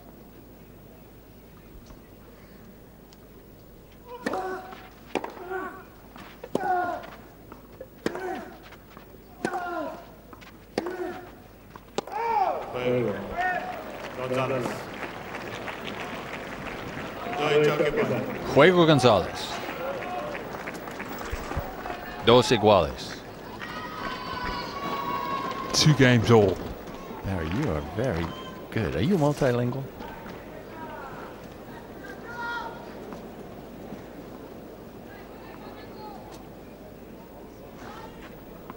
All I ever heard was 6-1.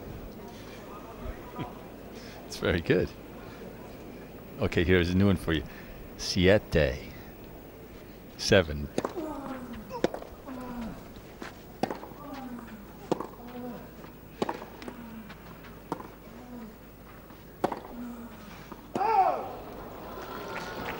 Unforced errors count is increasing for Monaco. 5 in the opening set, 11 in the second set.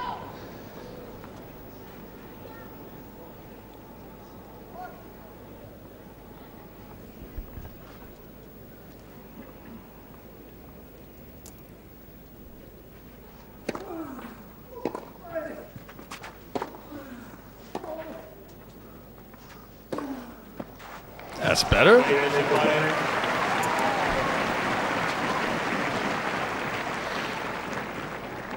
haven't seen Monaco go on the offensive that often tonight. That's a really good shot. Hide it over the net. Plenty of safety.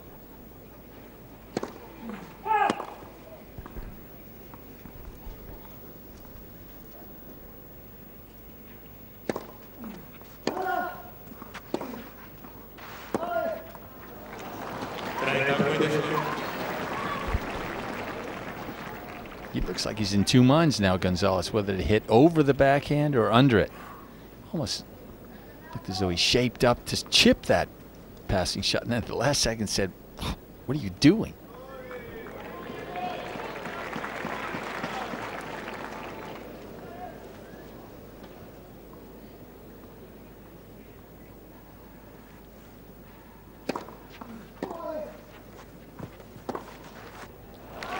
Oh, yeah.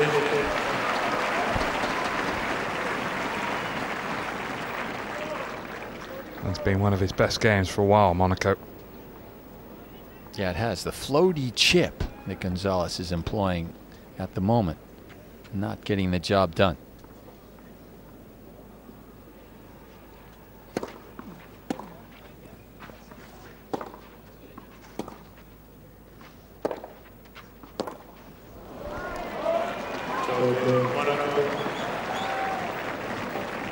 Okay, well, Monaco holds again. We're creeping towards the finale.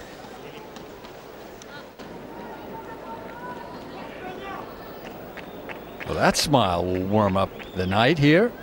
It's cold now.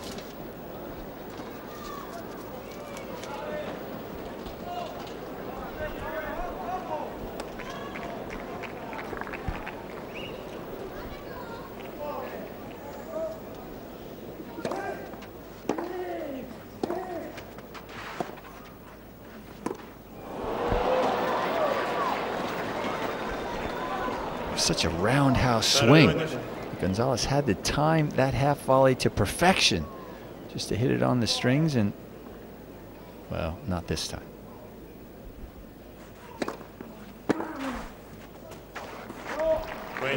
Good serve.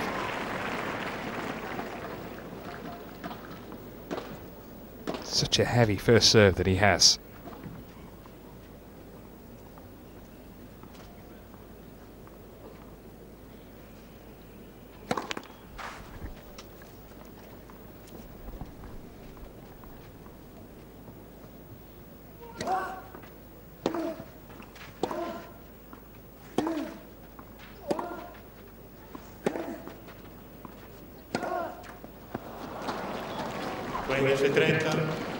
Gosh. I mean, under no pressure at all, wasn't really attempting to do much with the ball. On his favorite shot, tamely into the net.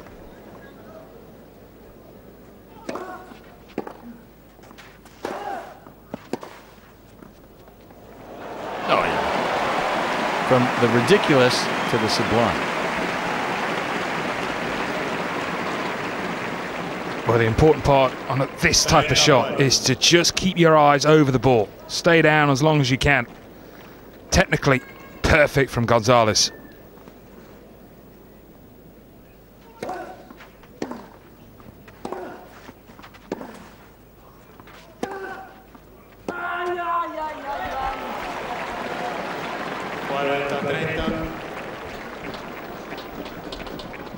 But I'm a hypocrite, Peter, because that's what you meant to do on those 3-foot putts, and I never stay down. Shame on you.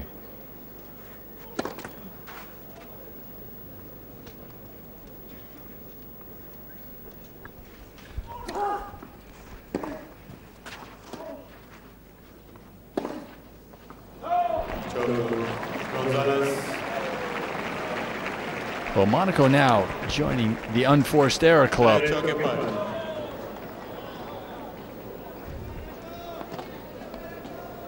will be a fight to the finish.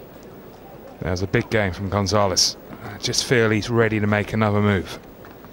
Monaco needs to raise his level here.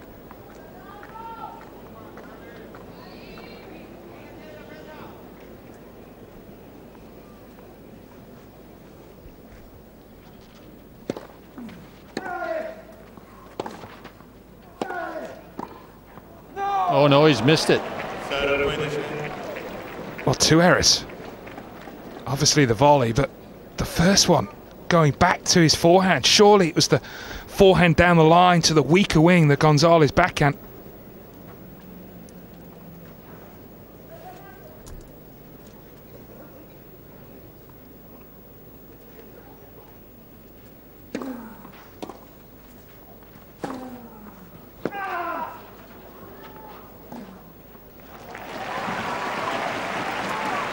That's better.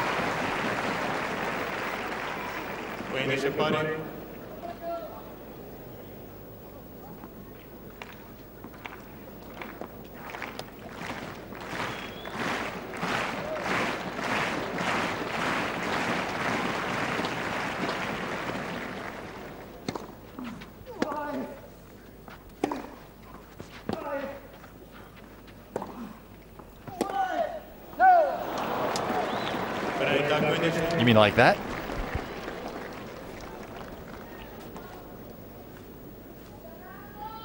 Absolutely.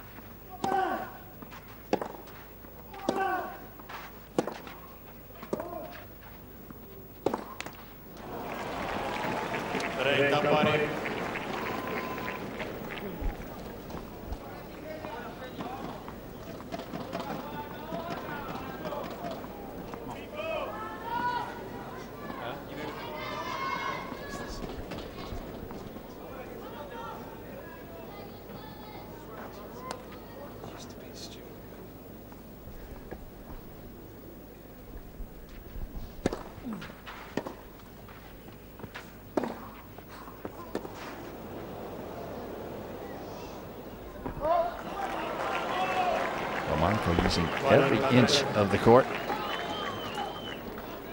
to good effect.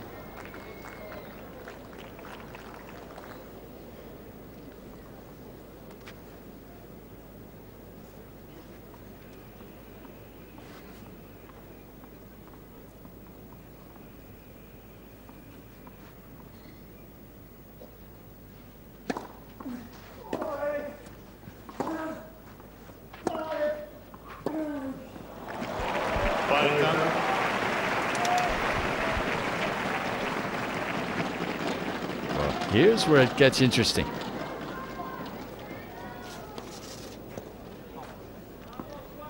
Quality return from Gonzalez.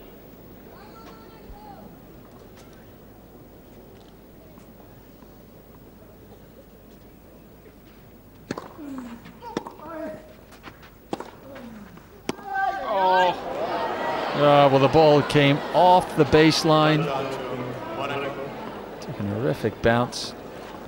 And Gonzalez had no chance at all.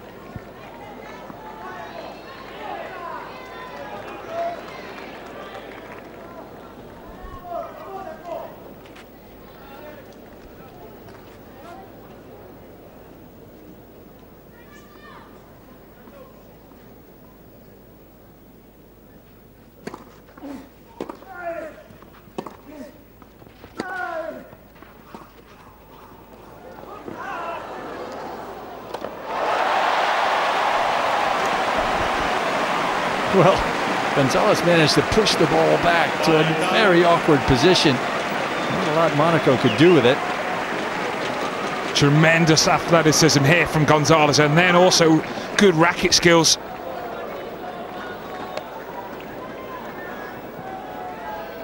And I thought for a moment he was going to try and win this match in one hit.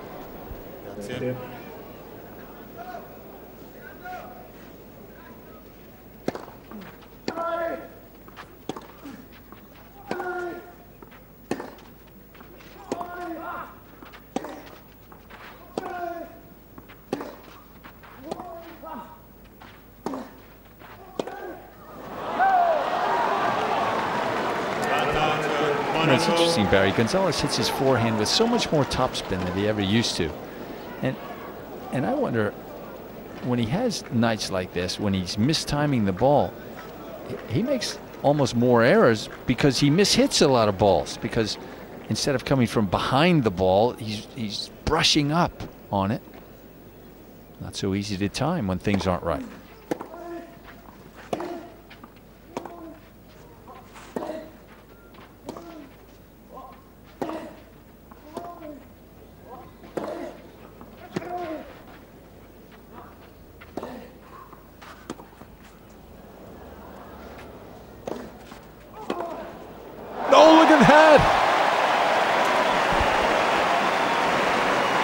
Well, Monaco clearly struggled to time the smash in these lights. Maybe he should have let it bounce.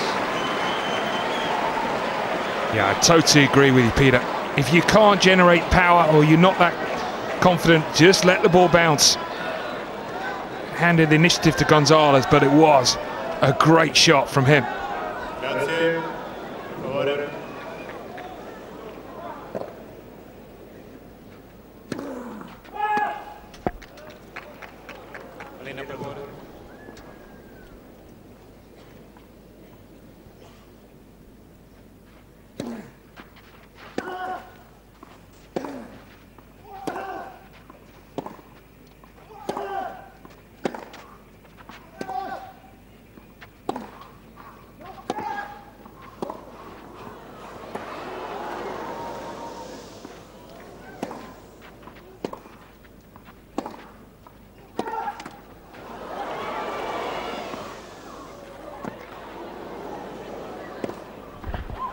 Oh, yes.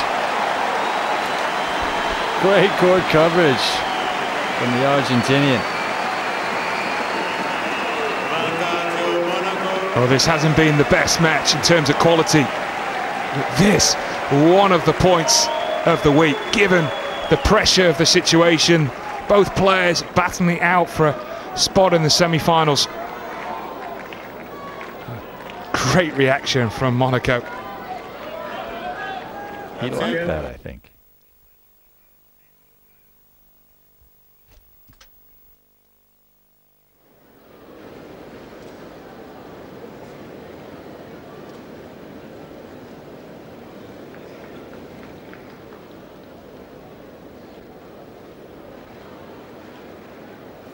Well, apologies for the sudden loss of pitches for the first time this weekend, at a particularly annoying moment as well, with Gonzalez and Monaco battling it out at the key stage in this third and deciding set. Mark Petches alongside me.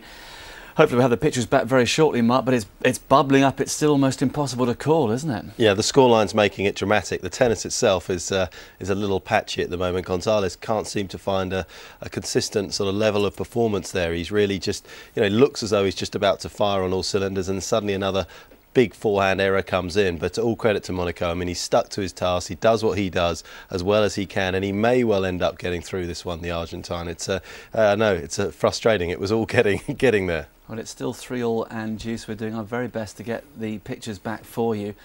I mean, with Gonzalez, moments of brilliance interlaced with moments of what looked like real carelessness. It's not carelessness though with him. I mean, he plays with that sort of abandon, but that's also what makes him so dangerous and a threat to everybody. And that's why you could look at Gonzalez and say, if he matches up against Rafa tomorrow, he's got a chance of winning that match purely because of what he brings to the court, change of pace on the backhand, the forehand, and we've got the picture.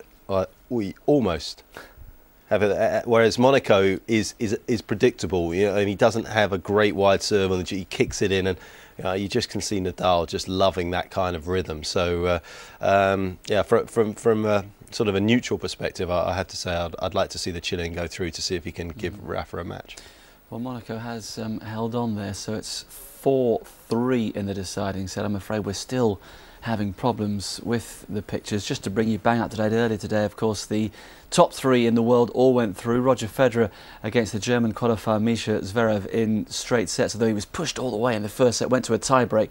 Federer was 2-love down in it before winning 7 of the next 8 points.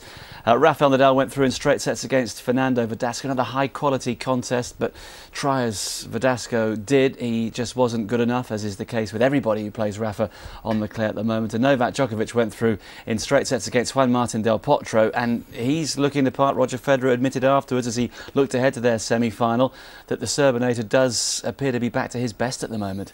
Yes, he did. I mean, I think he can sort of write the loss off in Miami to the fact that he played so poorly, but I think he realises that you know, even if he plays well against Djokovic tomorrow, it's going to be a titanic struggle between those two. They both look as though they're coming into some form. Djokovic, as I've been saying, seemed to hit the ground running in Monte Carlo and hasn't really looked back and has gone from strength to strength. He looks as though he's got a great feel on the clay, but more than that, looks hungry. He looks really, really determined out there and has struck the ball with a certain amount of confidence. Del Potro today showed his limitations against the best in the world on this surface. Yeah, he's got a little bit of work to do. Well, apologies still. I can't quite work out exactly what has happened to our pitchers from Rome. We can't blame the weather today. Maybe at the start of the week that would have been an excuse with all the rain and the strong winds, but perfect conditions in the Eternal City, and for whatever reason, despite the fevered efforts of our engineers and everybody else, we are still having 1 or 2 problems. And it is frustrating because it's building up, and you know, when Gonzalez is involved and when he's got a contrasting opponent such as Monaco, it's obviously not one you want to be losing at 4-3 in the final set. No, and I get a sense that Gonzalez actually wants to win this almost too much. I mean, I think almost from... I felt at the start the guys were saying he was nervous. I actually thought he was a little relaxed. I thought, well, I've beaten this guy 4 times, and okay, I had a tight set in Barcelona, but only in Vina del Mar earlier this year I beat him 0-2. And I thought he started the match just a little bit too relaxed and did well actually to turn it around, but he's never managed to get to the sort of form that we saw in Barcelona or earlier this week, and I think that's partly due to how he began the match from a mindset point of view. But yeah, it's there for the taking for both of them right now, and I know it's deeply frustrating. Having sat through, to be fair, 2 pretty average sets, to get sort of the end of it snatched away, I'm sure is very annoying for everybody at home, but also for us sitting here. Yeah, I know you're sitting at home screaming at the television, stop blabbering, guys, and get back to the tennis. And believe me, if we could, we would. Have had an email. No, it's not a great time to start doing emails, but Barry Wild is a big fan of Gonzalez and just wonders if you think he can get back into the top 5. Top 5 will be tricky. I mean, there's a little bit of room for the number 5 spot. Roddick's obviously had a great start to the year, taking a little bit of a break here over the clay, lost some semi-final points now, so there's a little bit of room there perhaps for Gonzalez to have a big week here and push on. I think 5's tough. I mean, for that second tier of players right now. Del Potro occupies that space, he's only going to get better. But yeah, I mean, it's good to, you know, Gonzalez is playing better. This is an important match for him. He needs to get through here. Yeah. Well, he's serving now at 3-4. It's 30 all. We're getting these little updates without knowing exactly what is happening. So the frustration continues. Obviously, whoever wins this, you know, is going to go to bed tonight on a high, but then thinking, okay, it's mission impossible, because the way Rafa is playing at the moment, Verdasco again today, until he got the injury towards the end, produced, you know, some of his best tennis in it. What was it, 3 and 4? Yeah, and the opening set was some of the best tennis that we've seen on clay. I mean, Verdasco threw everything he had at him, and certain amount of velocity on that forehand at times, up around 160 k's, some of the winners that were coming from the number 2 Spaniard. But just Rafa's just too tough on the surface. I don't think anyone would go to bed tonight and feel sort of that apprehension about playing Nadal. I think players generally, when they get through to this stage, are feeling confident about themselves, but also you want to test yourself against the best. I mean, it is really about that, and you obviously don't want to embarrass yourself, but at the same time, you know, that he's become the ultimate challenge almost in tennis. I mean, you know, take away everybody, right? To beat Rafa on clay has become something that the players are desperate to achieve. And, you know, collectively as a group out there, you know, they admire him, they respect him and everything else, but somebody wants to get one over him properly. Not one of these, oh, well, one Carlos Ferrero beat you last year, but you had blisters. You know, proper win. And you know, it's going to be fascinating to see who possibly could be that person. Yeah, well, legendary status will almost await the man who can finally end Rafa's remarkable run on clay. Gonzalez, by the way, has just held serve again, so it's now 4-all in that final set. And here we have some pictures. Are they going to suddenly freeze at the key moment? No, looking good. We've got sound as well.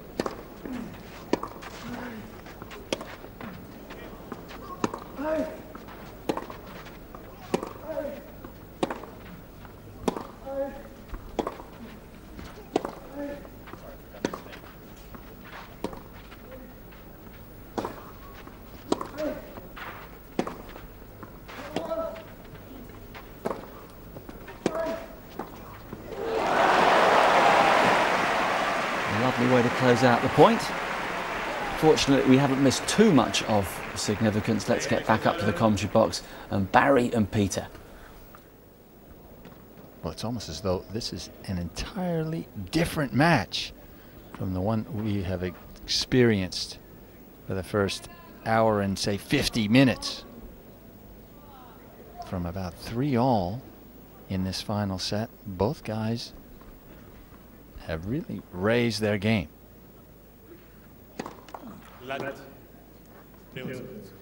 Which is nice to see, because it was a little spotty, it must be said.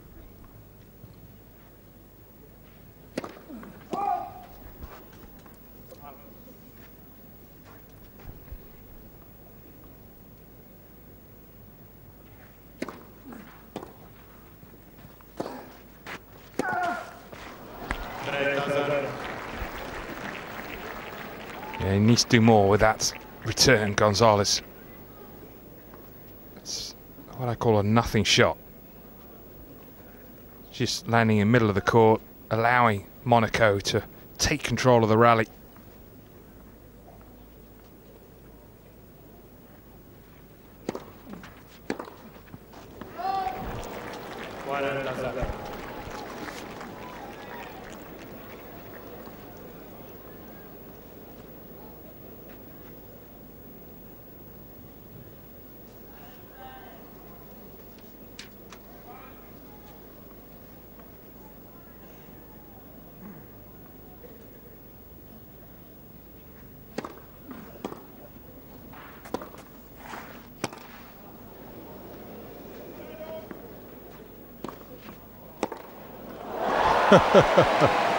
Once again, Gonzalez just somehow bunts the ball back into the court. Monaco fails to capitalize on it. Look at that. That's a Barami slice forehand. Good night. I mean, actually, 2 incredible shots in a row. But you have to say, what's he thinking? What's going through this guy's head?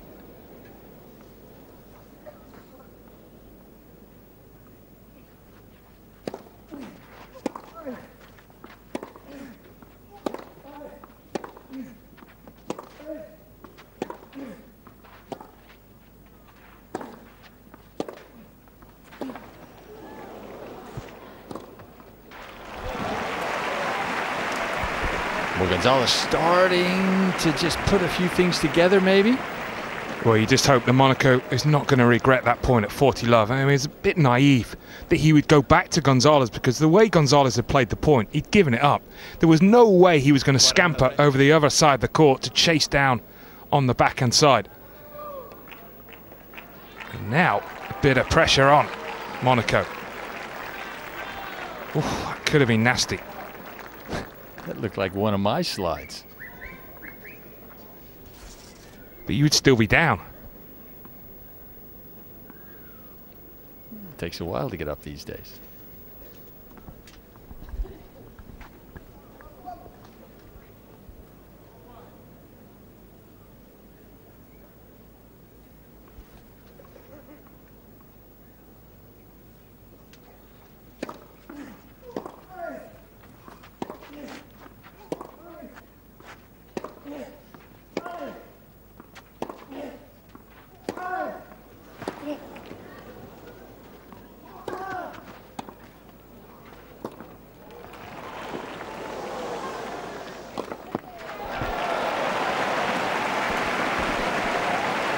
Well, good scampering from Monaco. In the end, the inevitable happened.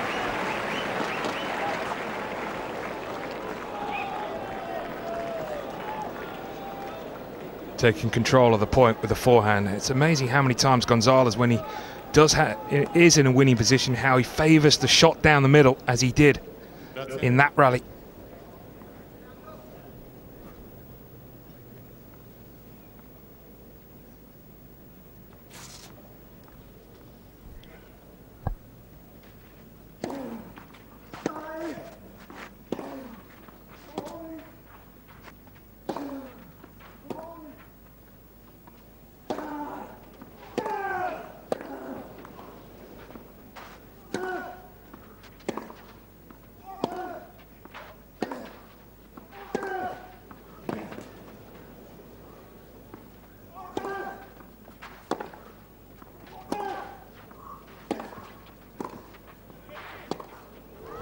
Oh, yes. Well, a great point right up until the final shot.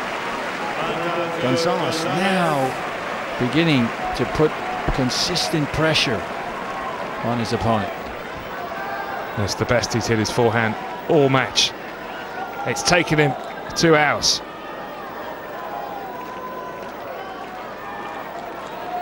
And this is where it's difficult, Peter, isn't it, to not think back to that point at 40 love. I should be sitting down at 5-4.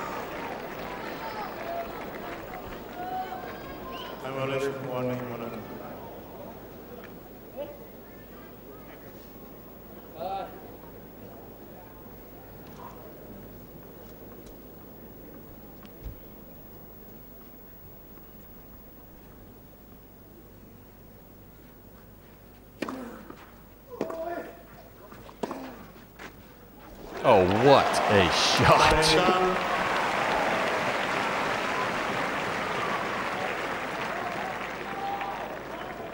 No, he did really well, compose himself after getting that time violation from Carlos Bernardes. A little unfair, really, considering the length of time some other players have been taking. Dasco and Nadal spring to mind.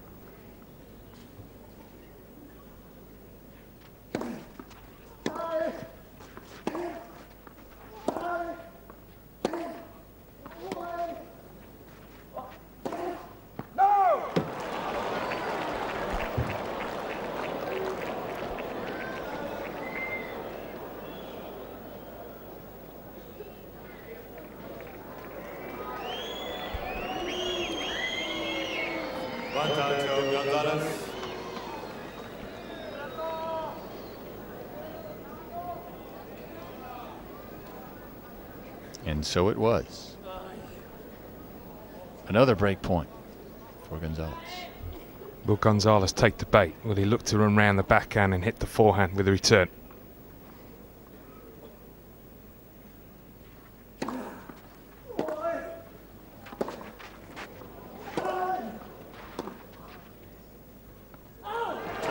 Oh, yes. Well, the return of serve landed right on the baseline. Or so it appears. I'm not sure if Monaco agrees. Too late now. Gonzalez will serve for the match.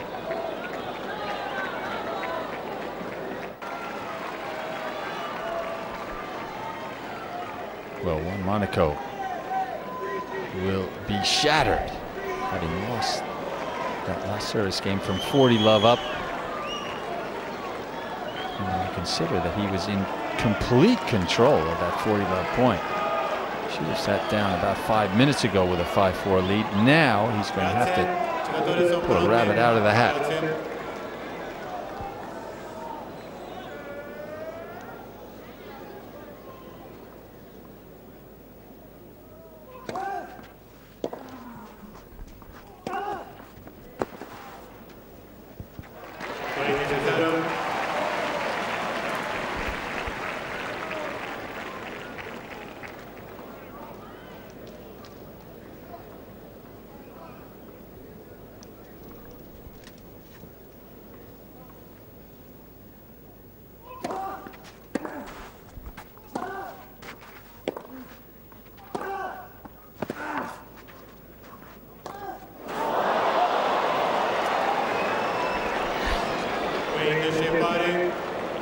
Well, this match has been fraught with tension throughout.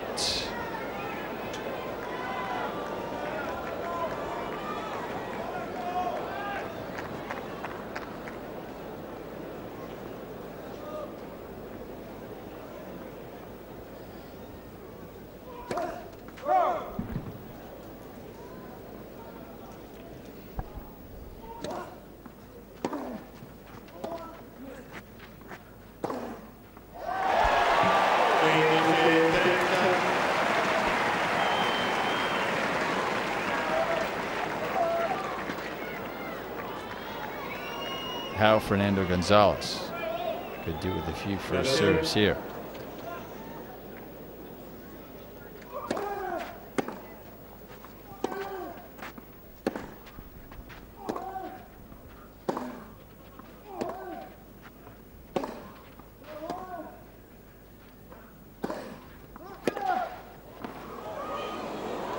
Oh, what a shot!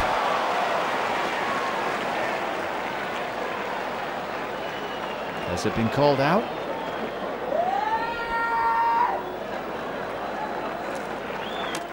I guess it has.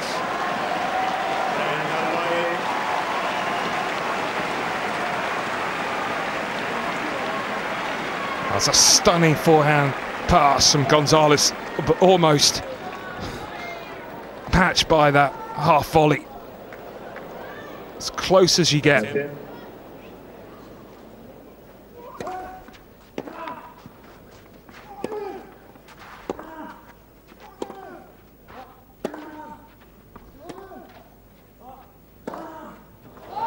Oh no!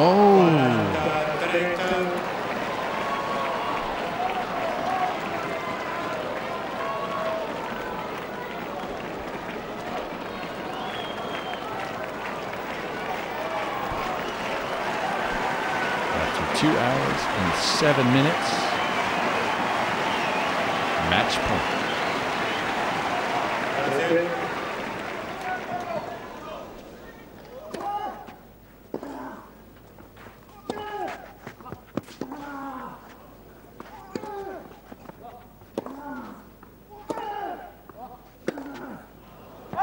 No, and it's wide. Well, Fernando Gonzalez struggled throughout this match, but showed a lot of heart. And in the end, he came up with just enough. Now, it was tough viewing for a couple of sets, but it came to life at the end. A tough loss for Monaco. He's contributed a lot this week. Played some good tennis for Gonzalez. It was a real struggle, but he fought hard. Started to hit his forehand beautifully towards the end, which is always a key for Gonzalez if he has that confidence at big stages. And now, the ultimate test. Yes, Rafa awaits in the semi-finals. The end of a fine run for Juan Monaco. He qualified, he beat a member of the top four, but he couldn't see off a Chilean who started very, very slowly. but certainly warmed to his task. I just wonder, can he now produce something really special in the semi-finals tomorrow? We will find out. I do hope you can join us for our coverage of both semi-finals, Djokovic against Federer, and then Gonzalez and Nadal. 2 hours and 8 minutes. Did the right man emerge victorious in the end, Mark? I think the man that saw himself in the semi-finals emerged from that encounter. I'm not sure that Monaco believed enough in himself that he deserved to be in the semi-finals. He's a great worker, and he put himself out there to give himself a chance. Gonzalez just got a bigger personality. Well, he certainly isn't short in that particular department. And just to confirm, our semi-final coverage will begin tomorrow lunchtime, 12:30 on Sky Sports Extra. And with the greatest of respect to Juan Monaco, who has had a great week, if anybody could really cause Rafa some problems on this surface, then perhaps it's an inspired Gonzo from the off. Well, from the off, but also you know, you've still got 2 other players left in the draw there that could cause Nadal problems as well on the other side with Djokovic and Federer. So all is not lost for those that want to see Rafa tested on this surface. But yes, I think Monaco's style of play would fit like a hand into a glove really for the Spaniard. But Gonzalez obviously brings a big forehand to the court and a big temperament as well, because he needed it tonight. He needed to believe in himself because things weren't going well. No, but there were some turning points and you've pinpointed them. Well, there was a couple of big moments in the match. I mean, really, there wasn't a lot of structure to the tennis. There was from Monaco's side, but Gonzalez sort of disrupted it. But here we go in the second set. It's when it started really for the Chilean. I mean, no right to win that point, but found a big forehand. This is the point that really sealed it, though. I mean, after this, as we go into the final set, Monaco unable to do enough with this smash, as we see Gonzalez slide that one back behind him. But here in the third, this is the one right here. I mean, Gonzalez is checked out of this game. Look at this.